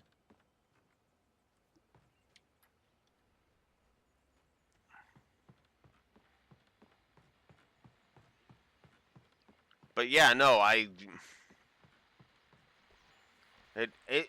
it's also nice that if you notice on the score, as I said, neither Axie has hit 10 negatives yet.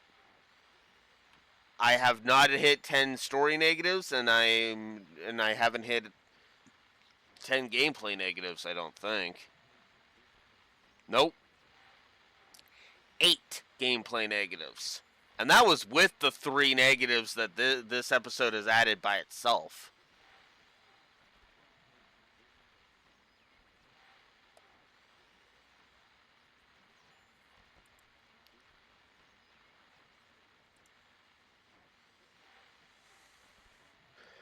This is Pat Main, and you're listening to KBF FM. Folks, I want to apologize for kind of abandoning you to that looping music track last night, but I was detained.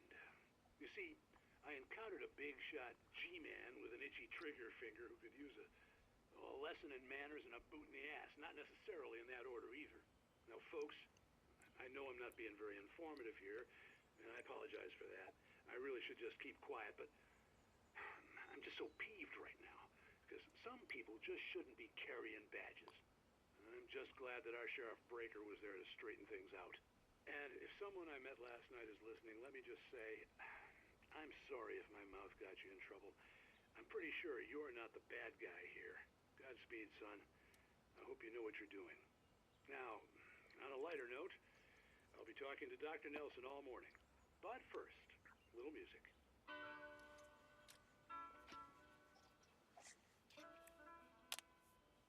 Positive domain. Positive domain. Just straight up.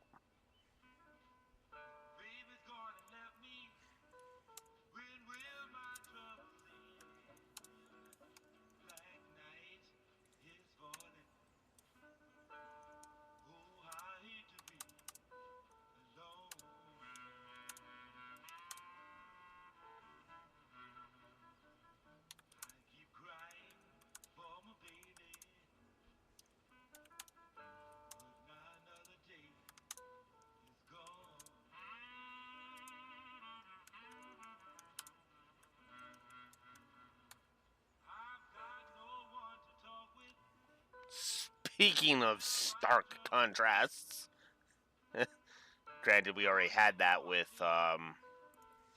Breaker, but yeah, this radio host guy, man, damn. Like, we've been hearing it all game, because I've been listening to his radio shows, but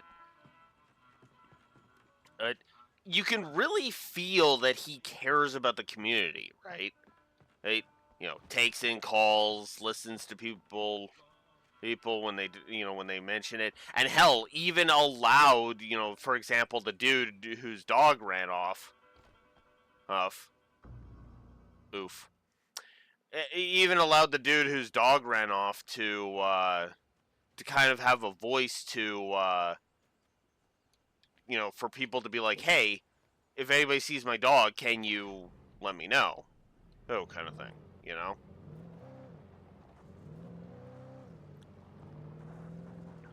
So, yeah, no, I absolutely love... And I absolutely love that, because it's like, huh.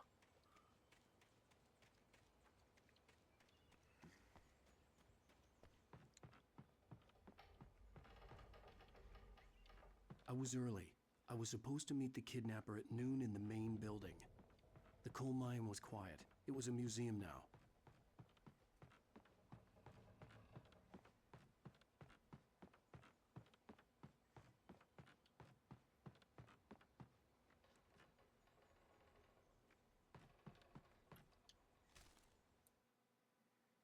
For Mott, spying on the writer on the ferry had been a disappointment.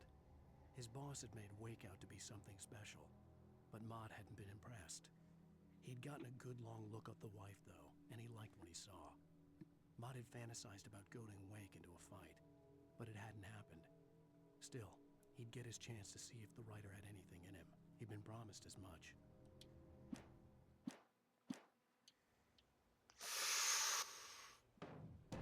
Oof. And that was my bad. I knew the drop was there. I should probably go and grab that again.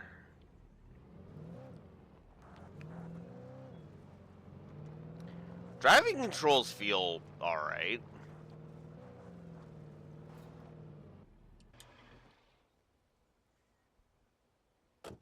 Nothing too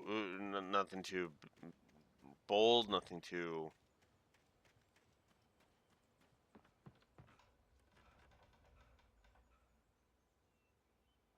come on. Helen. There you go, buddy.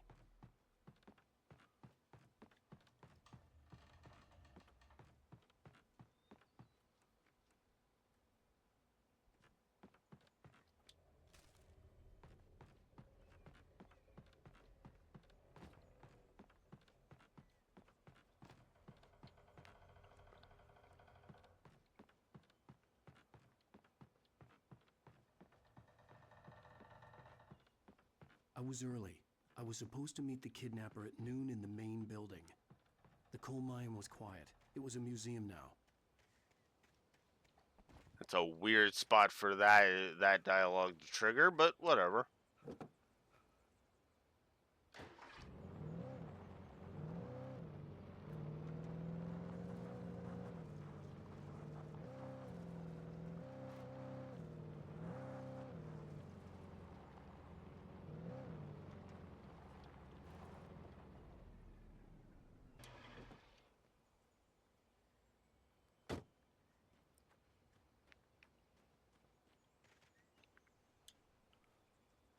While there are some earlier residents in the area, the true genesis of the town of Bright Falls came with the founding of the Bright Falls Mining Company and the opening of the Bright Falls coal mine in 1878. Although the work was hard and dangerous, many immigrants, Germans, Poles, Italians, Finns, and Swedes, among others, worked the mines.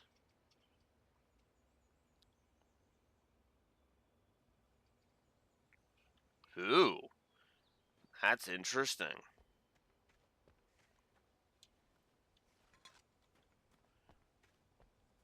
I have a funny feeling that part of that is because a lot of people declared Daybreak 2 filler, and so the people who were more on the fence were just like, okay, I'll just wait for Horizon.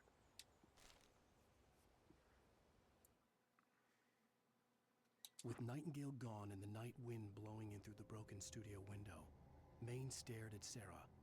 The sheriff looked away. Maine's voice shook with barely controlled anger. That boy's doing more drinking than thinking. I hope you know what you're doing, Sarah. He's got a sickness in his eyes. You take my word for it. He wants Wake for a reason, and it's not for anything good.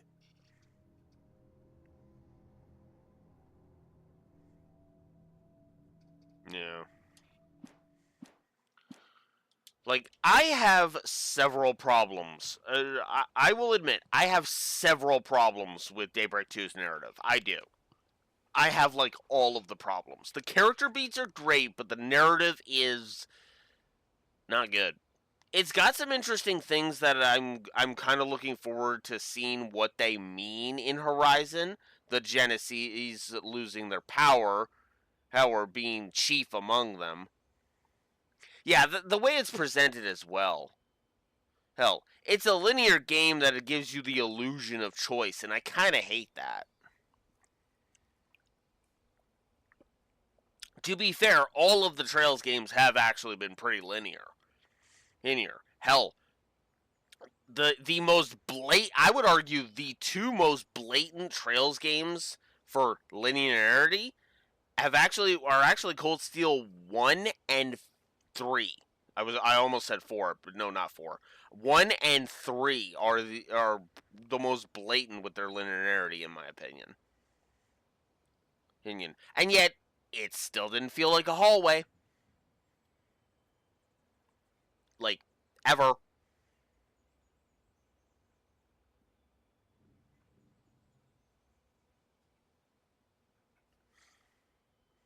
Okay, first chapter I'll give you.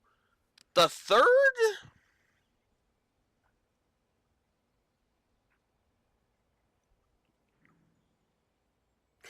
No, I think the third had enough, like, exploration to it that it wasn't aggressively linear, right? For example, I could go back to the first did they call them stratums? I could go back to, like, the first floor of Phantasma anytime I wanted. On it. To name one example.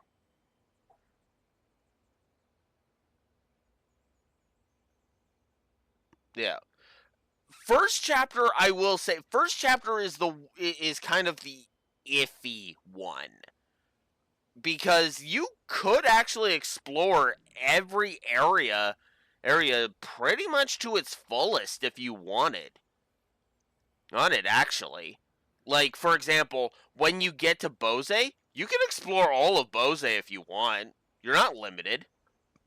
You can go to, you can immediately or wait. Actually, I think the path to Ravenue is blocked off, but, like, with very few exceptions, you can pretty much go anywhere you want.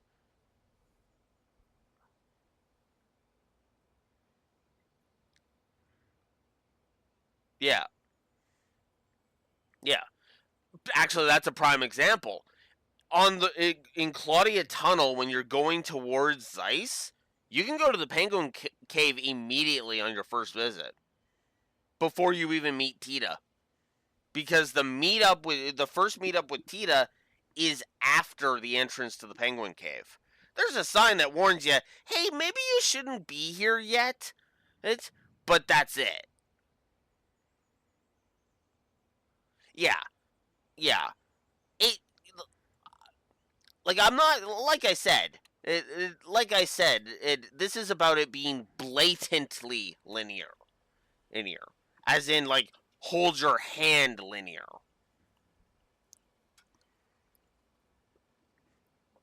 And the closest I would argue that the games have ever come, that Trails has ever come to that, is 1 and 3. Because of the blatancy of you can only go explore this area on this day and this area on that day and yada yada yada yada, right?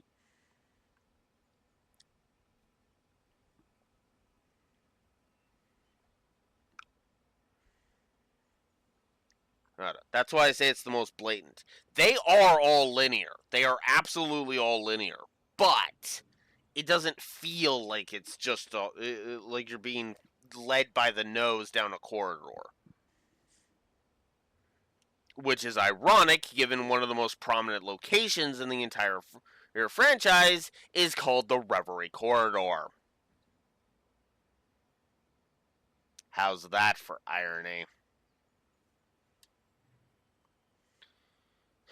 In 1970, a volcanic eruption below Cauldron Lake, while relatively minor, caused most of the deep mining tunnels to collapse or flood.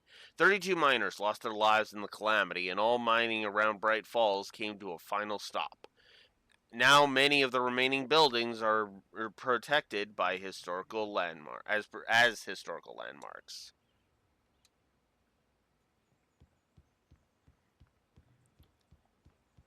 Good background lore is good.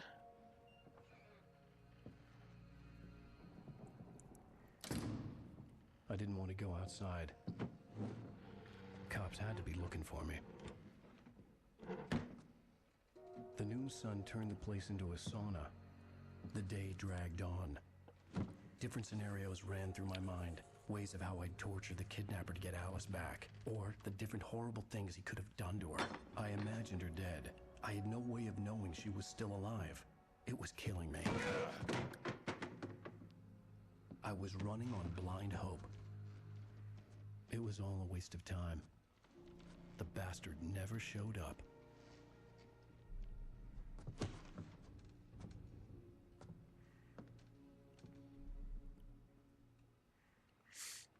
Wow. Now you call. Wait. Where the hell are you? Change of plans. You know where Mirror Peak is? It's a big mountain north of where you are. You follow the path from the mine, you can't miss it. There's a lookout point there. I'll be waiting. I'm through being jerked around by You you. want to see your wife alive? Because if you do, you better watch what you say to me. Do we understand each other?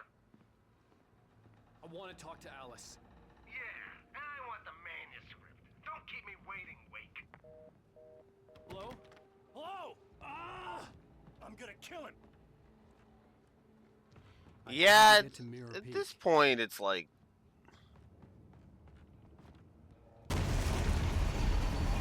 Oh, god damn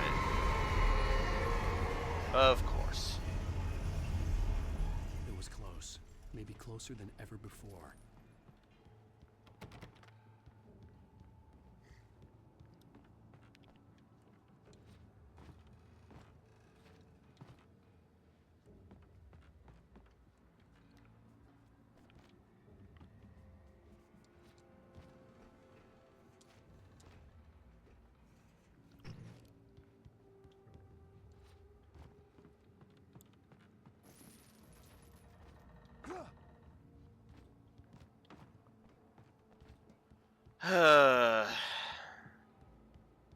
Speaking of linear.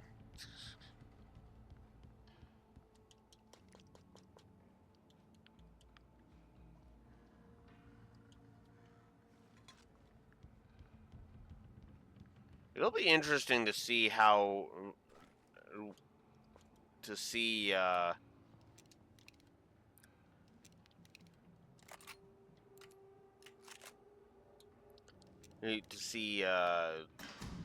what my final thermos count is at the end. And my final manuscript count, honestly, because I know I've missed pages.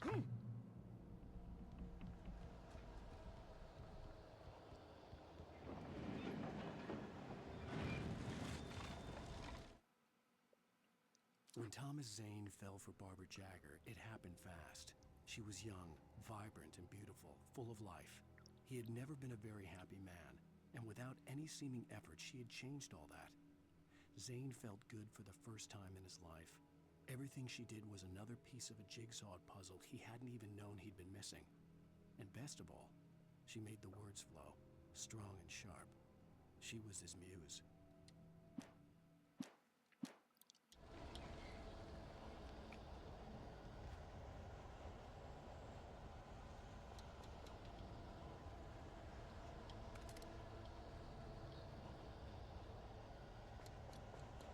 Aw.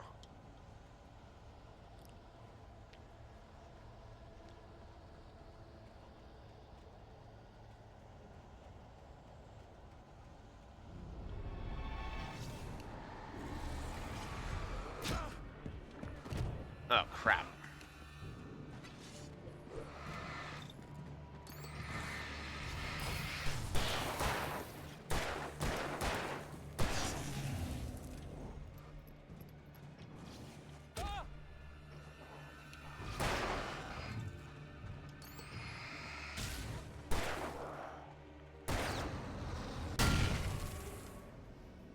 Have a nice trip.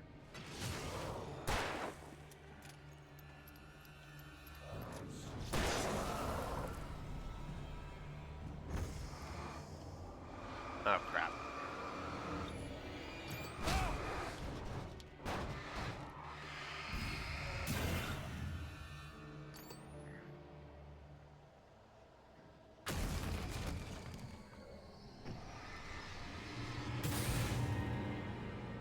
Whew. Okay.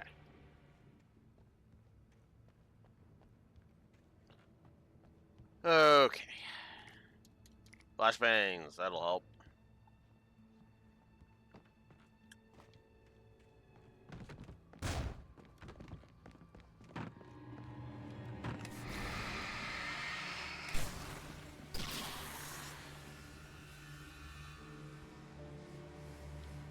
That was not what I wanted. Not what I wanted at all. But, you know what? I'll take it.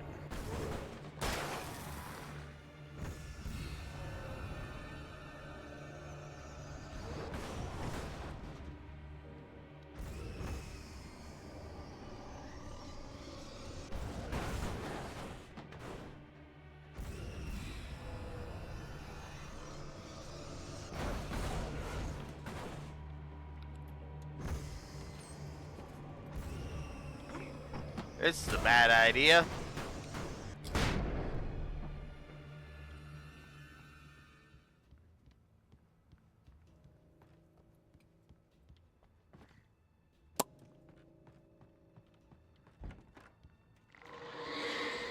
Well.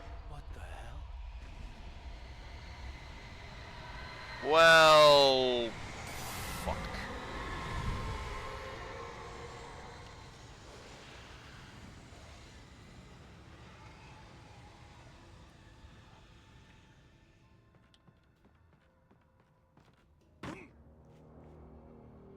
The only way to reach the hillside ahead was to go through the building. I had to find a way to avoid electrocution.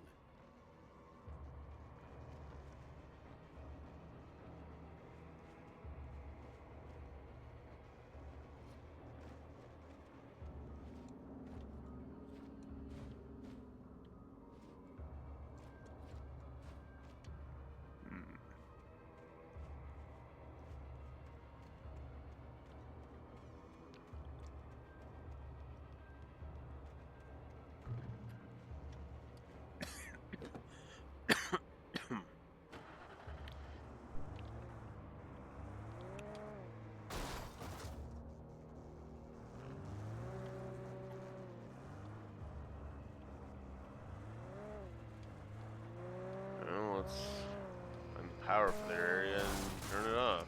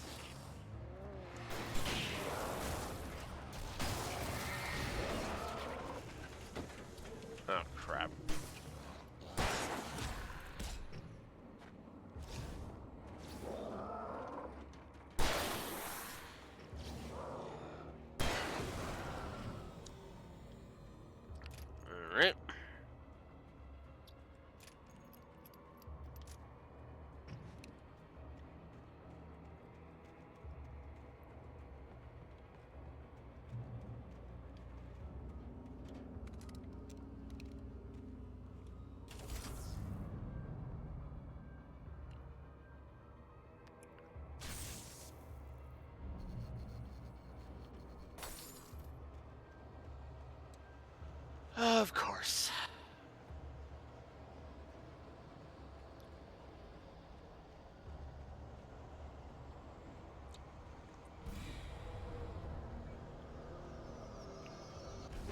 Oh crap.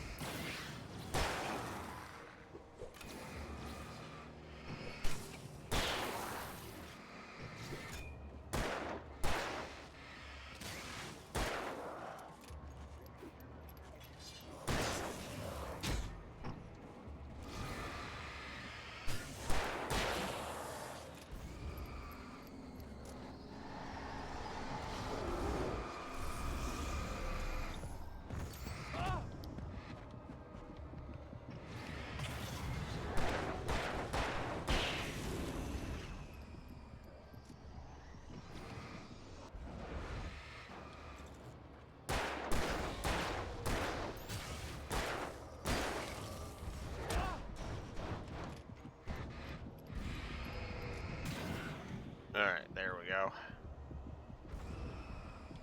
Oh, crap. Okay.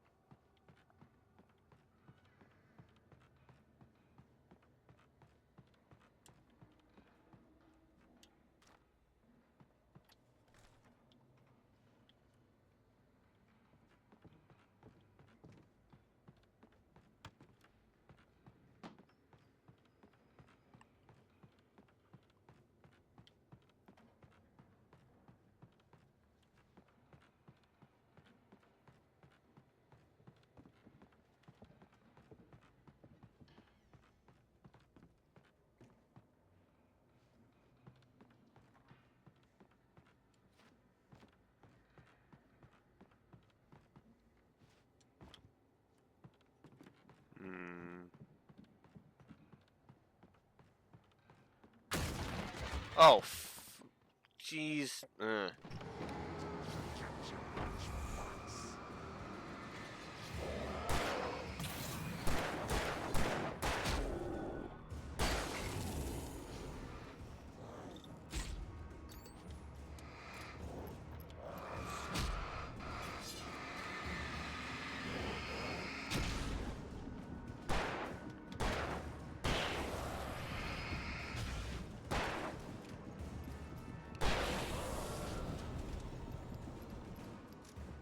Okay.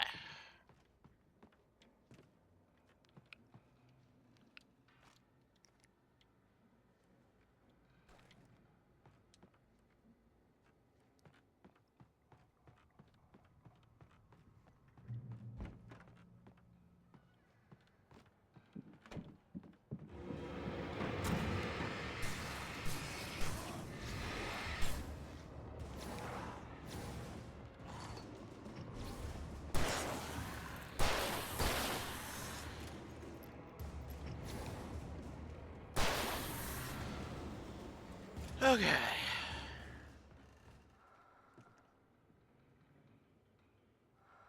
Trust no one in the dark.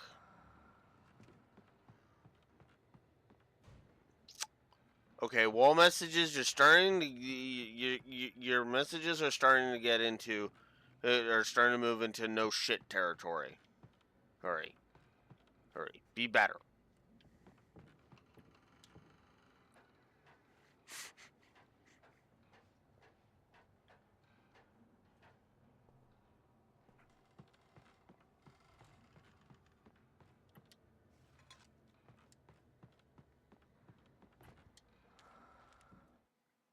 Some of the Taken retained echoes of their former selves, but these were just the nerve twitches of a dead thing. Nothing remained but a shell covered and filled with darkness. In most cases, these puppets were enough for the purposes of the Dark Presence. But for anything more elaborate, as with the writer, it was different.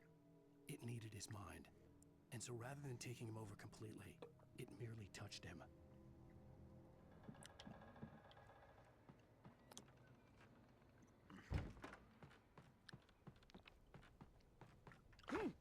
Oh. All right.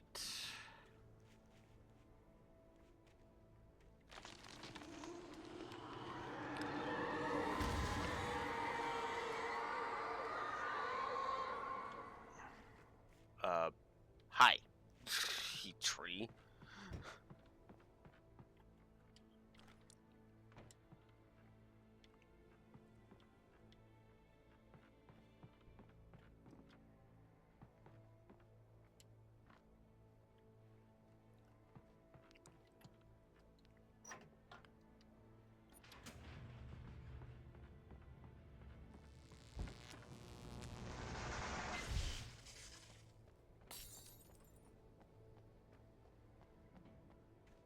There was no way the flashbang grenades were standard power company equipment.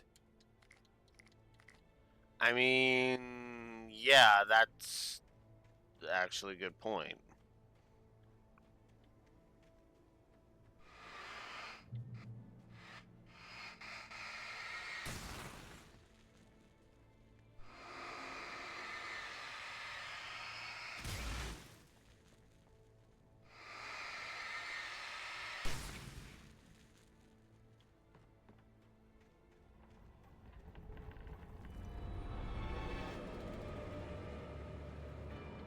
Hi. Oh, crap. Oh, well.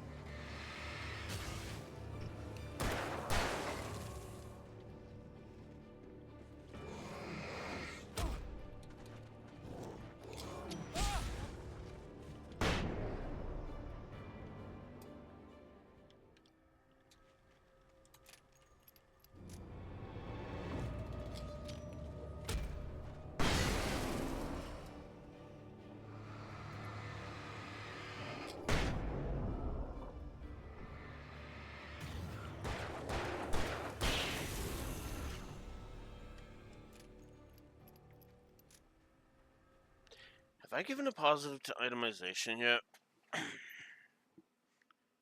if I haven't, I need to. I have.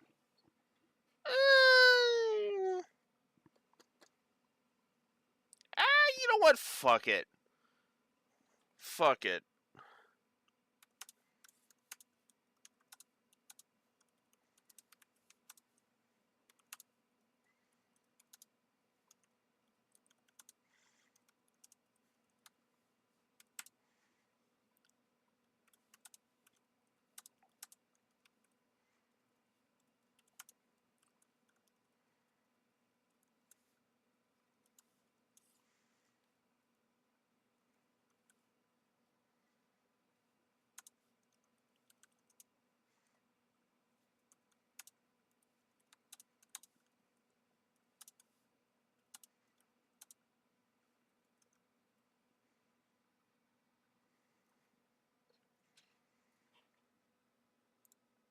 I'm upping the itemization to 3.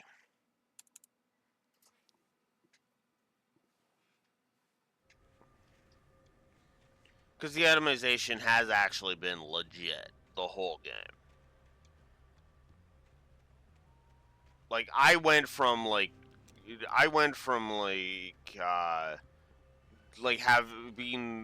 being starting to run low on batteries to I'm now full on batteries. So. I stared through the bars of the jail cell. Barry stood behind me, swaying on his feet, looking as ill as I felt. Agent Nightingale stood on the other side of the bars with Sheriff Breaker. Nightingale had a stack of manuscript pages in his hand. He seemed unhinged as he gloated. Well, I've got you now, Raymond Chandler. It's all here. all the evidence, including conspiracy to murder a federal agent. What? Wait. Hang on. You're telling me that... oh my god. Wow, so Nightingale really is that fucking stupid. Wow.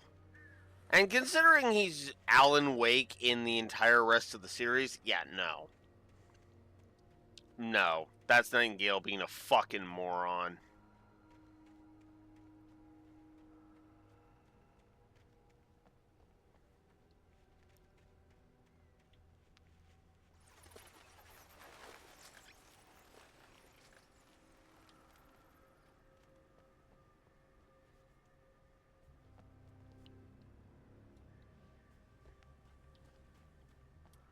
Oh, hello. Hey, I finally found one of these again.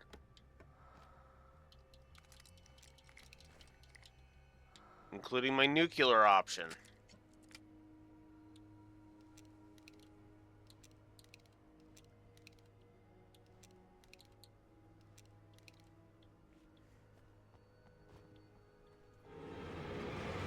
Hi, guys. Bye, guys.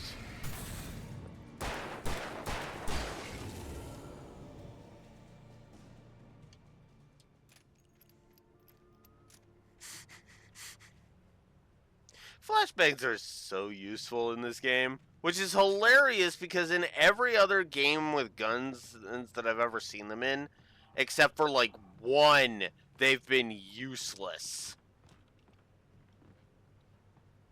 I've literally only played one game that actually had flashbangs be worth a fuck. Like, ever. Maybe that's a sign I need to play more games, but yeah, like almost every shooter I've ever played, flashbangs are completely fucking useless.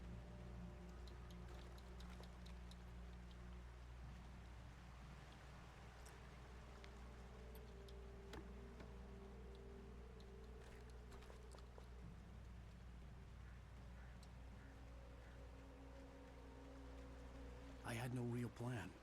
I was going to give the kidnapper all the manuscript pages I had for Alice. If that wasn't enough, I'd hold him at gunpoint and make him talk. Ooh, do I want this? Ooh. Oh, it's a pump action shotgun. Yeah. I'll switch to the pump action. Oh, yeah. Oh, yeah. Now we're talking.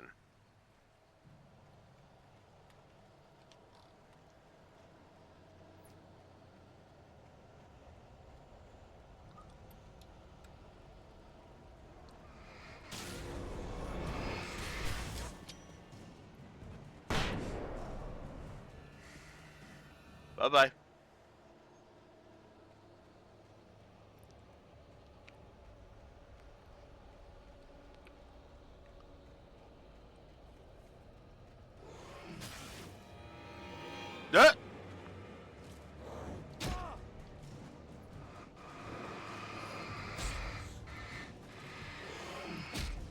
Damn it. Fuck.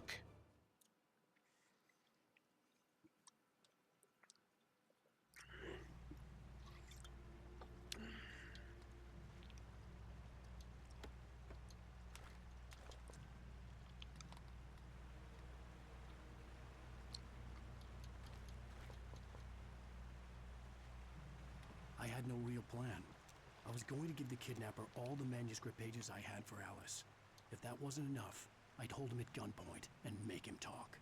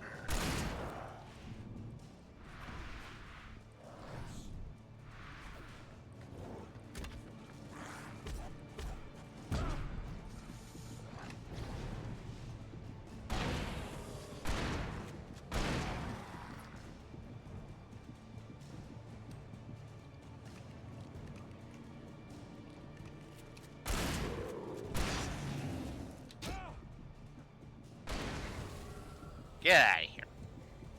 Here you go. Bastards.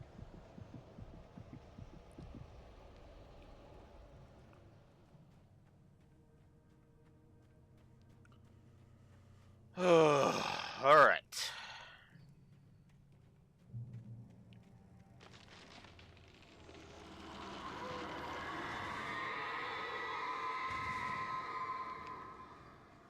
The dark presence was moving ahead of me in the same direction I was going. A cold feeling settled itself in the pit of my stomach. Was it going for Alice?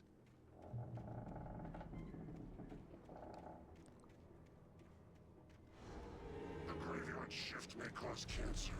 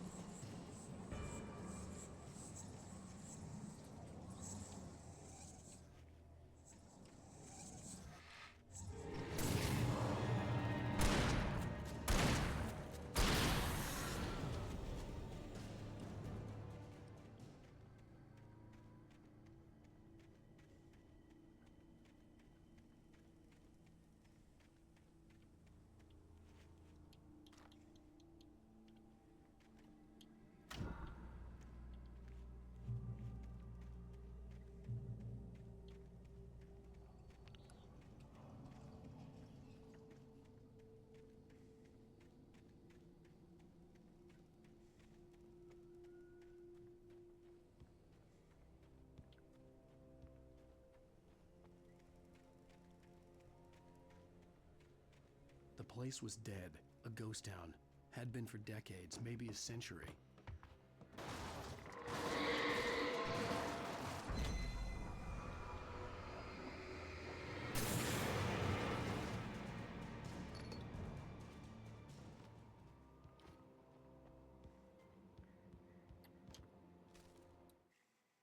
Things were never as simple in real life as in fiction. I had lost count of the times I had wished there'd be a clear reason for my writer's block. Something to fight, something to lash out on. There wasn't. I was filled with doubt. I was nothing like the hero in my books. Alex Casey had gone through his life with single-minded determination, never wavering from his goal. Even now, I was angry at myself, angry at Alice, angry at Barry. I was fumbling and I had no plan.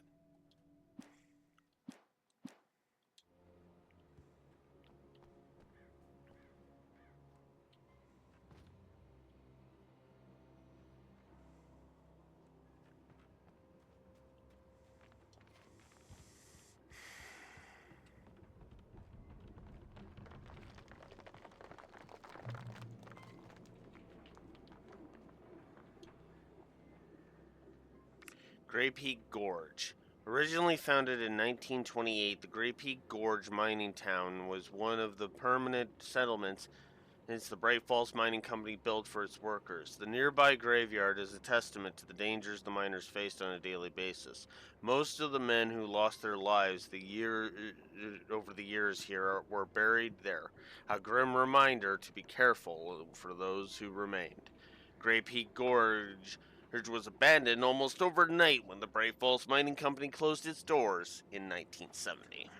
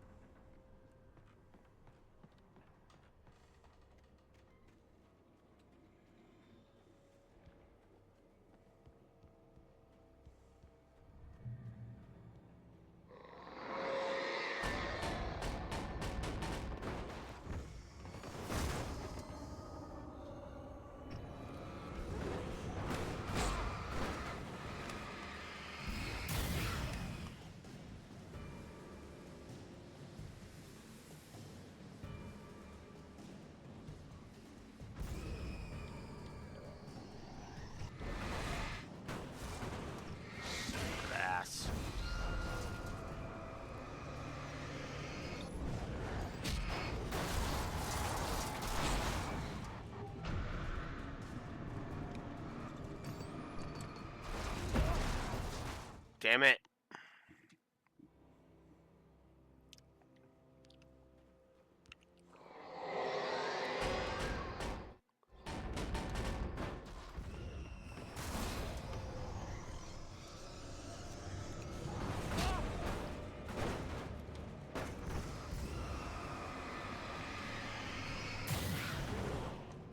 Alright. Go to the fridge.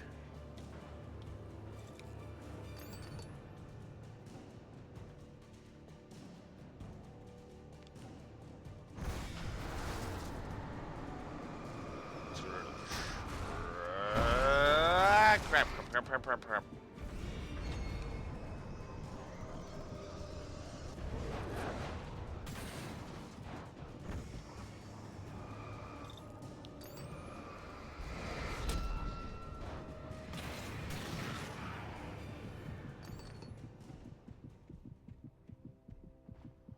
Okay, that was a little close. I cut that a little too close.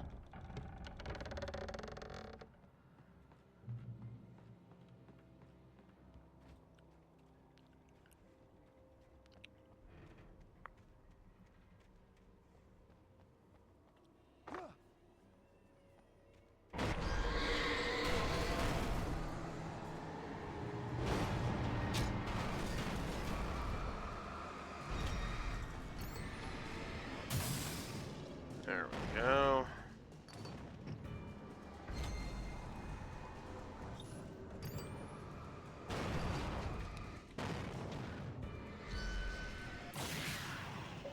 There we go. Encountered a steam engine.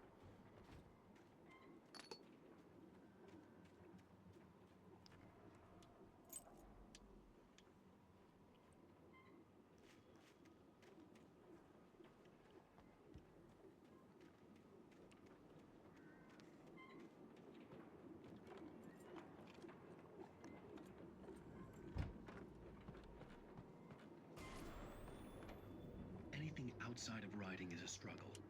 I feel ill. I managed to make my way downstairs. There's a shoebox filled with books and papers by Thomas Zane. It's very hard to focus, but I managed to read some of it.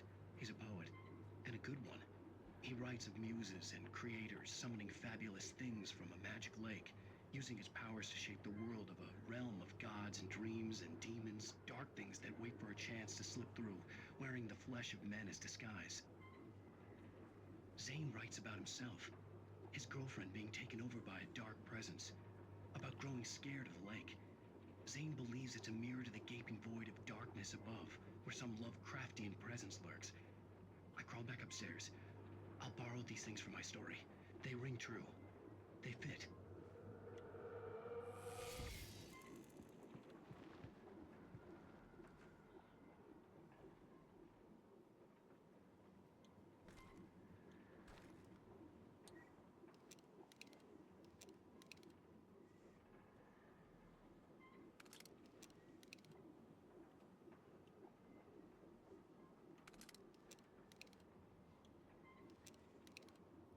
Yeah, I'm better off with the hunting rifle.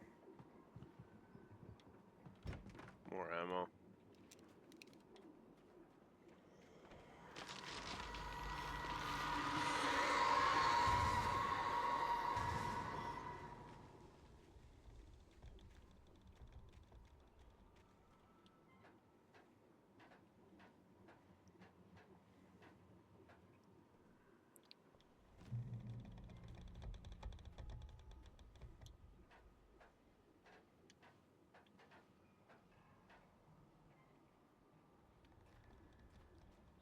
I see a thermos.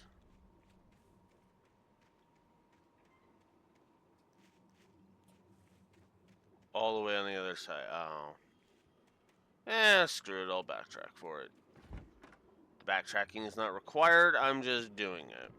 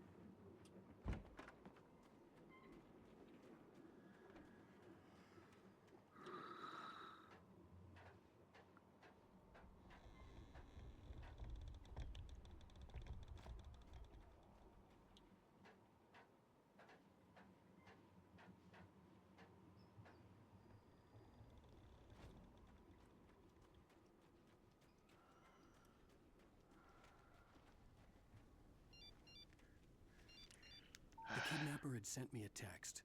The message was full of spelling errors and insults. It was telling me to hurry up.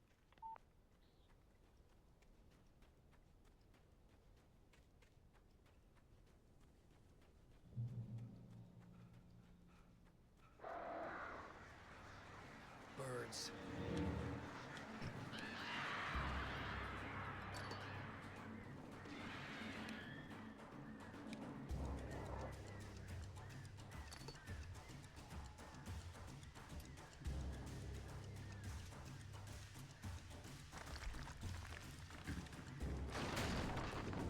Ah, damn it.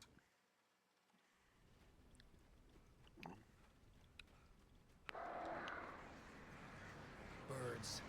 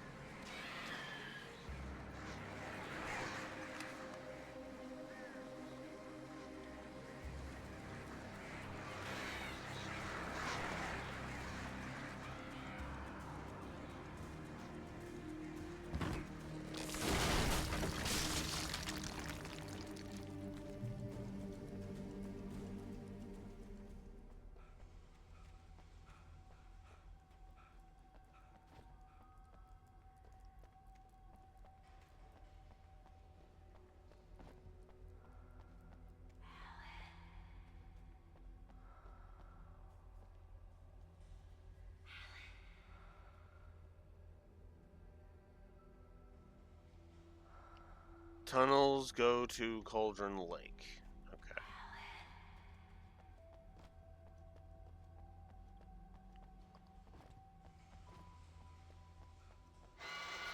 Without warning, the headache stabbed at my brain.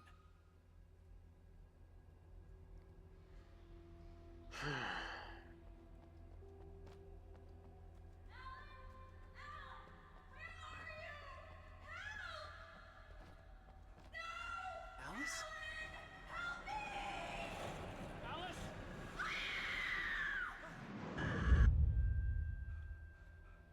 I'm losing it. I gotta get out of here. The hunters were big, thick-set men, confident and at home in the woods. They were feeling good, running on beer, ghost stories, and camaraderie late into the night. It did them no good, as they were taken by the dark presence, sucked deep into a darkness far worse than any ghost story they ever told or heard.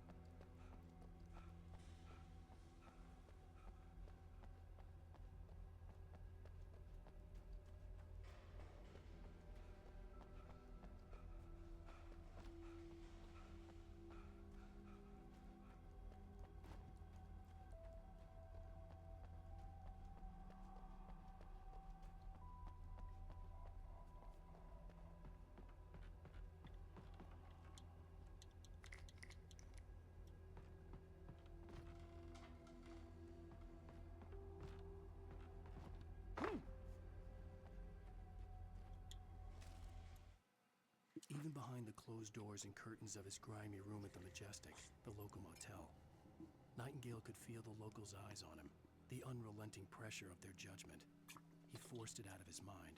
For all he knew, they could all be under Wake's spell already. You do what you have to do to get the job done. He took comfort from the bottle in his hand. Please, he thought, just let me get through this.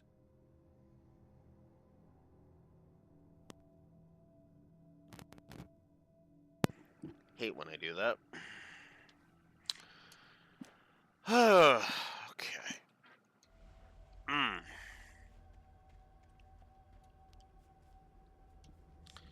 Yeah.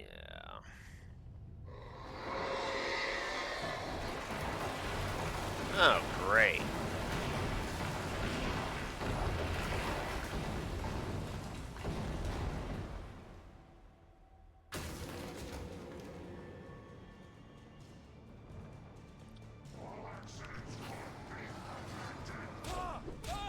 Oh, come on!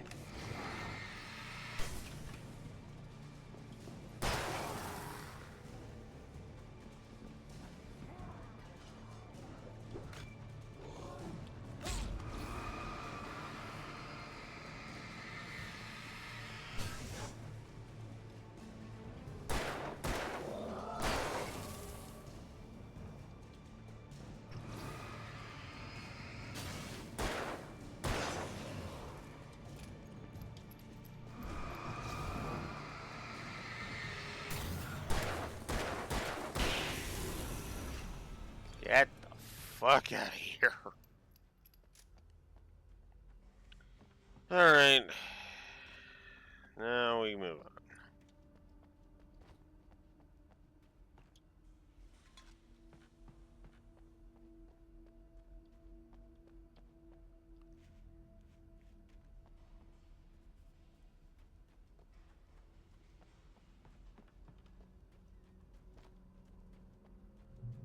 I'd have to make my way up this mine shaft in order to go on.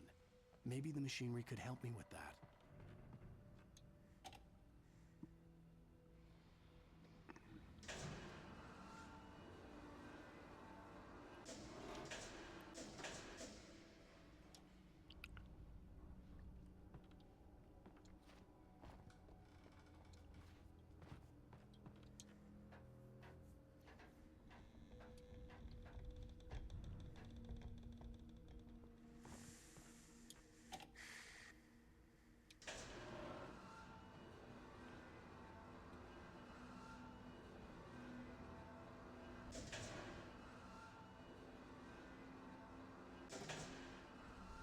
Well, no, this is actually more of what we need.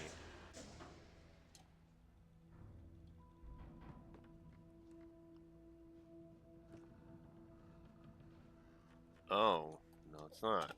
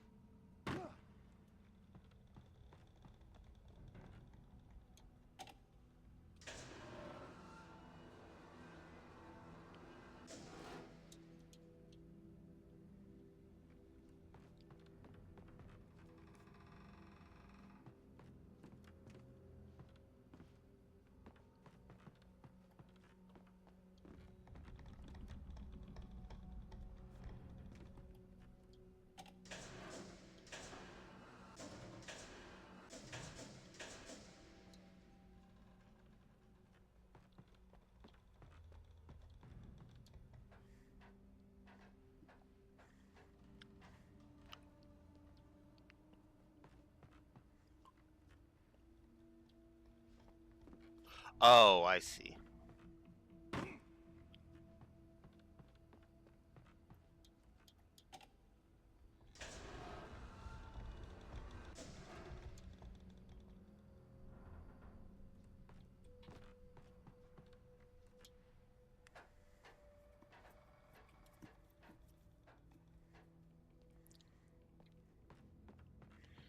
Environmental puzzles.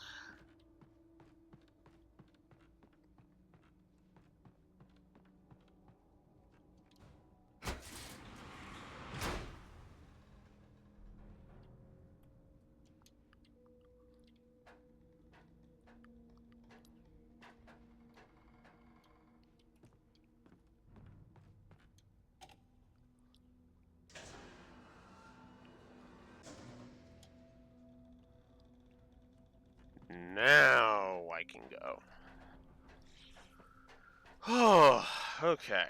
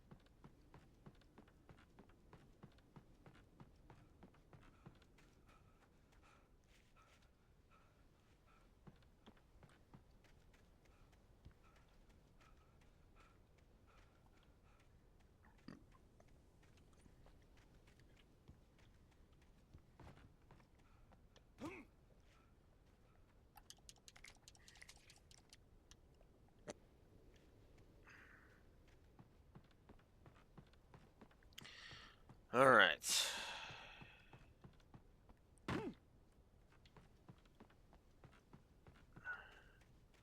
I feel like we should be creeping up on the end of episode 3 here. Birds! Birds would do me a solid and not prevent that.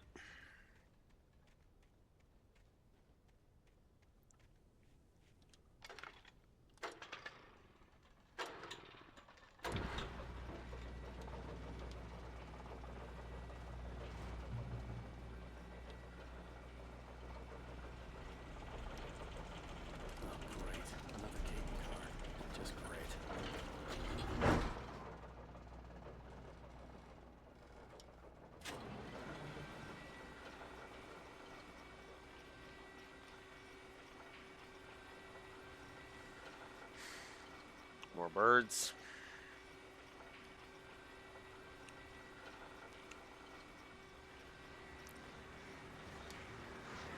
Yep.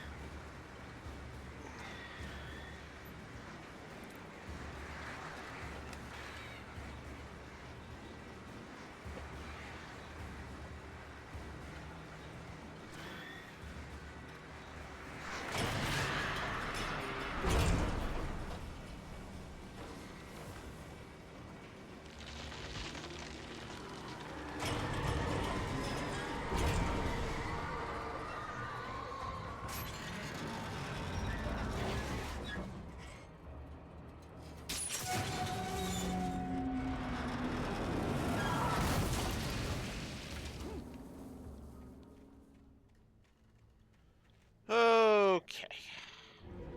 Oh, crap. Oh, whoa, whoops. Not the weapon I wanted to use. Not the weapon I wanted to use.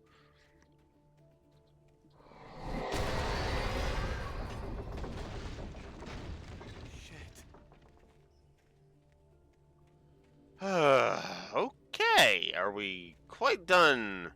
And doing jump scaring me now. Fuck.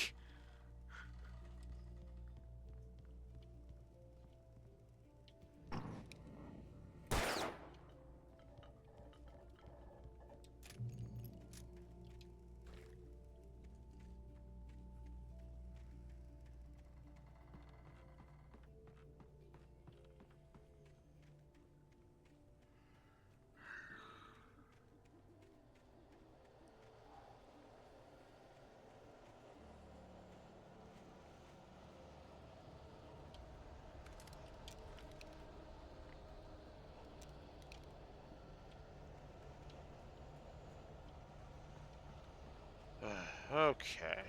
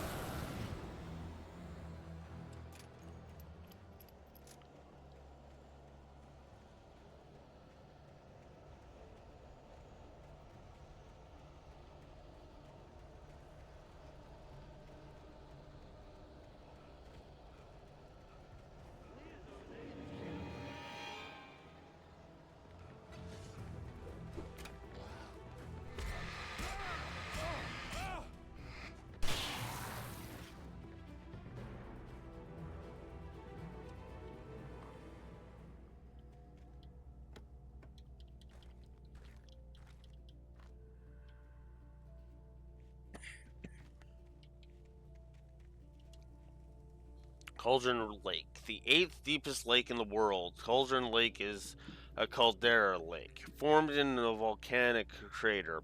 The volcano itself could be considered to be active, but it has not erupted since the volcanic earthquakes of 1970.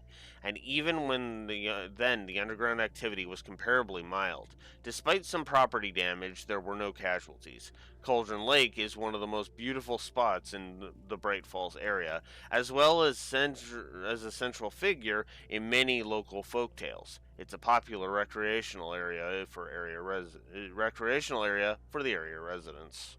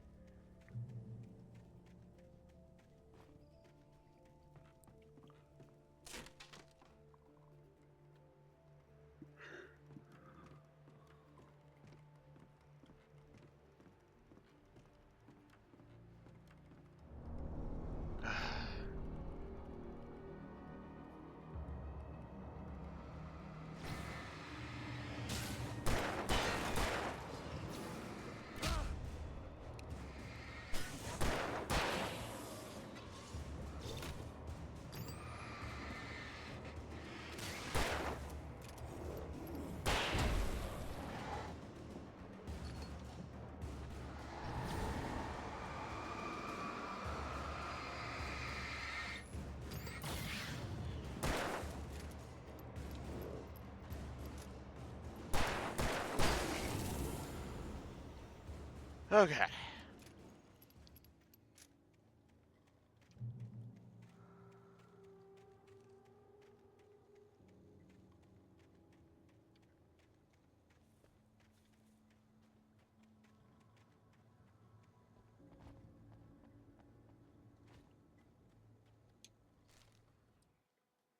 Maud had checked all of Stucky's rental cabins.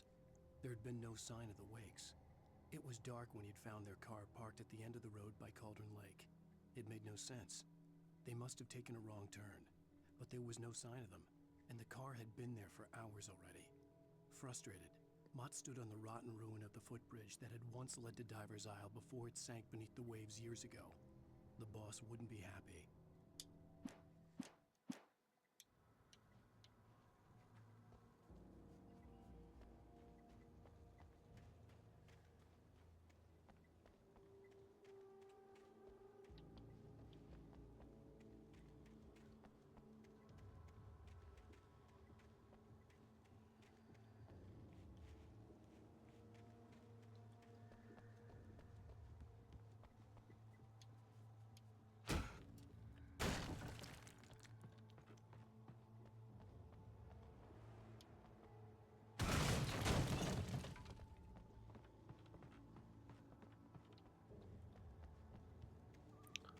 Oh,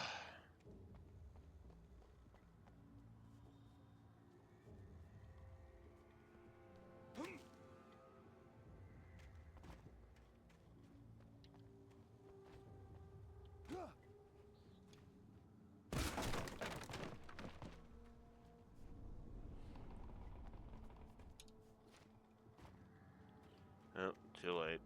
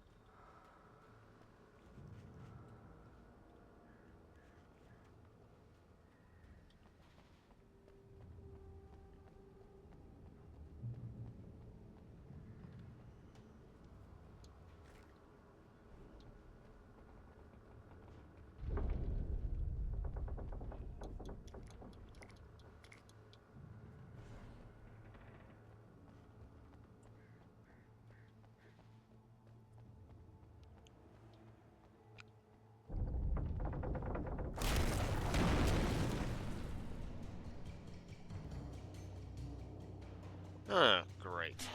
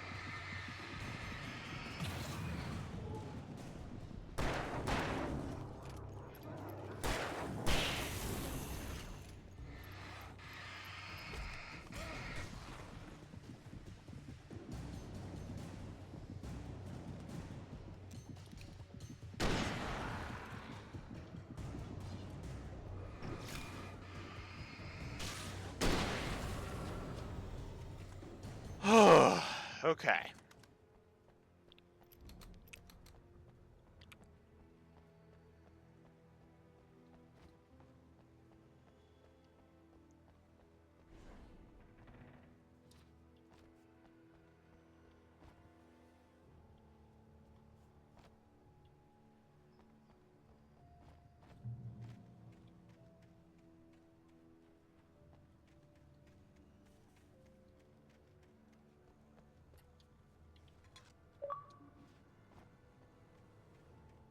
Damn good cup of coffee. 25 coffee thermoses. You know, I was curious how many of those I had, and now I know. 25. Is that what the statistics say I've collected, though? Yes, it does. Okay, cool. I'm at 39 manuscript pages.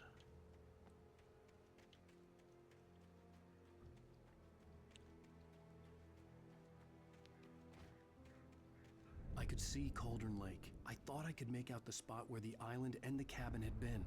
There was a light near it. It had to be a boat.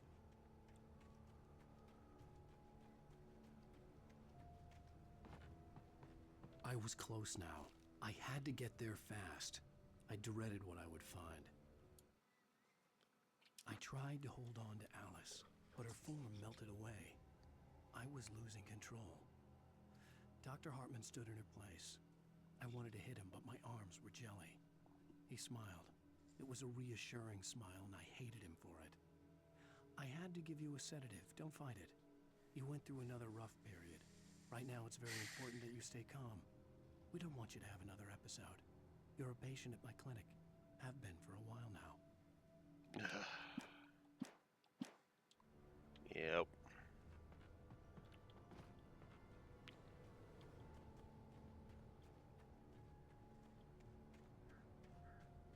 Wait! That you? Wait! Hey, I'm here! I'm coming! No! Get away! Sorry. Please, Lane. The boss didn't know who he was messing with. I didn't know. I swear I didn't know. We don't have his wife. We don't know where she is. She's probably drowned. We just...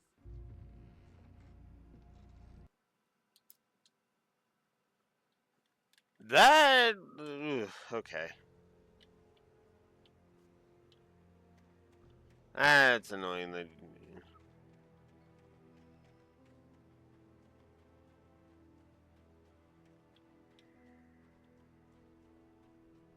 I could see Cauldron Lake. I thought I could make out the spot where the island and the cabin had been. There was a light near it. It had to be a boat.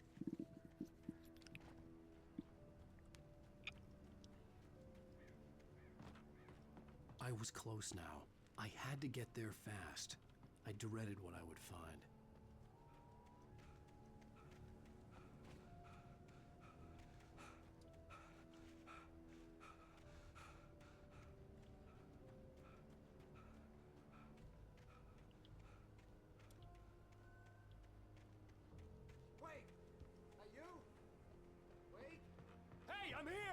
coming! No! Get away! Sorry. Please, wait. The boss didn't know who he was messing with. I didn't know. I swear, I didn't know. We don't have his wife. We don't know where she is. She's probably drowned. We just said we had her to make him play ball. You see? To get him writing for us.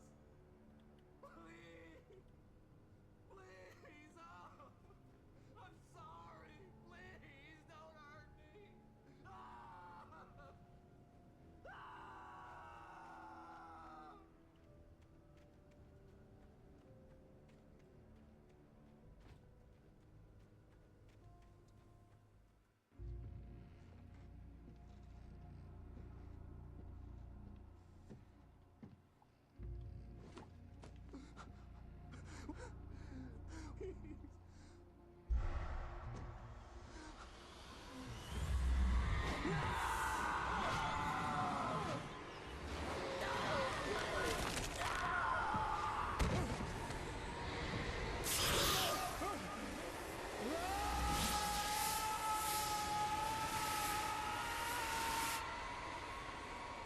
And there's him getting tossed aside, made into the lake.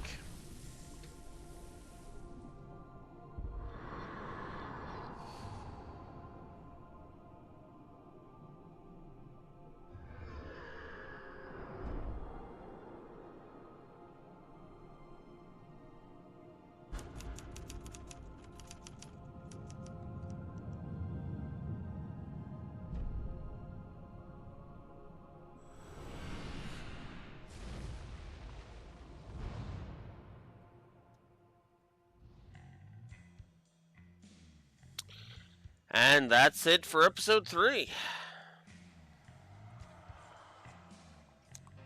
So, episode 3. Oof. Story-wise, it kind of failed, if I'm honest.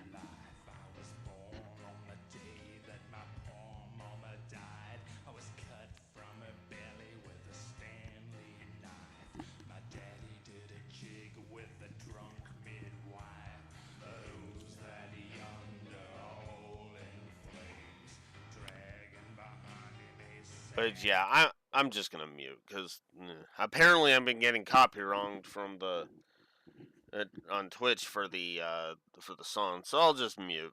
That was probably too much anyway. But not that I care that much about my VODs getting copy wronged on Twitch. But I basically just needed silence so that I can gather my thoughts. I do find in episode 3 to be interesting. I will say I'm not a fan of it because it feels like it almost feels like it's just kind of we're only slowly moving forward.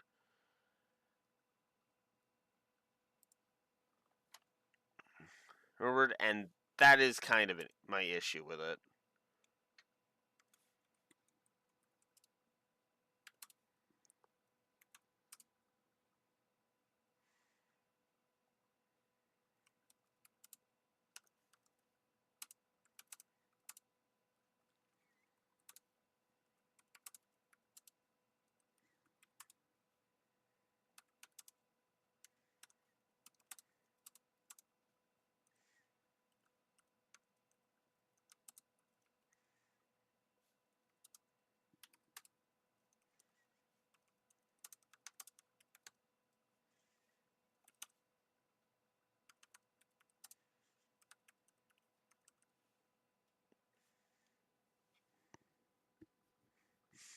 I think overall I'm going to give it a story negative and then a wash on gameplay other than what I've already given it.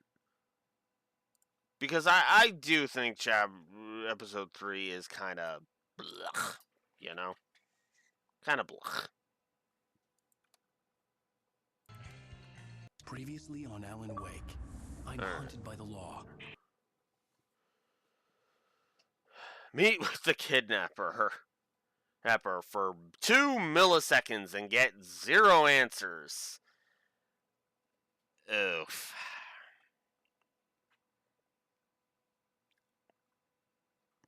Yeah. So that episode took me about 3 hours.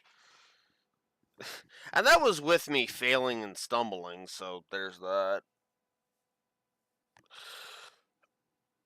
Oh, fuck. Okay. As much as I hate to do it. I think I am gonna chop off, make this kind of a short one. Mostly because at this point I'm like, I've got some other stuff I gotta go do, some work related stuff. Which I technically should have done before, but I really wanted to get the Sky 2 rating video out today, which I succeeded at. Yay! So that just went live today.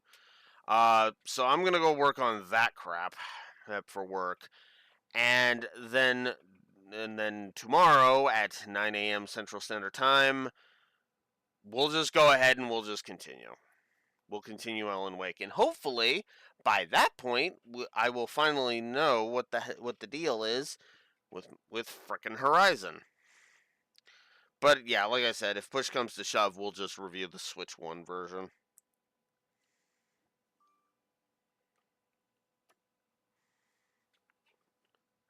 Because duh, right? Anywho, until next time, this is Blue Wolf Alex of the Lore Walkers signing out. Have a good one. We'll see you tomorrow for episode 4.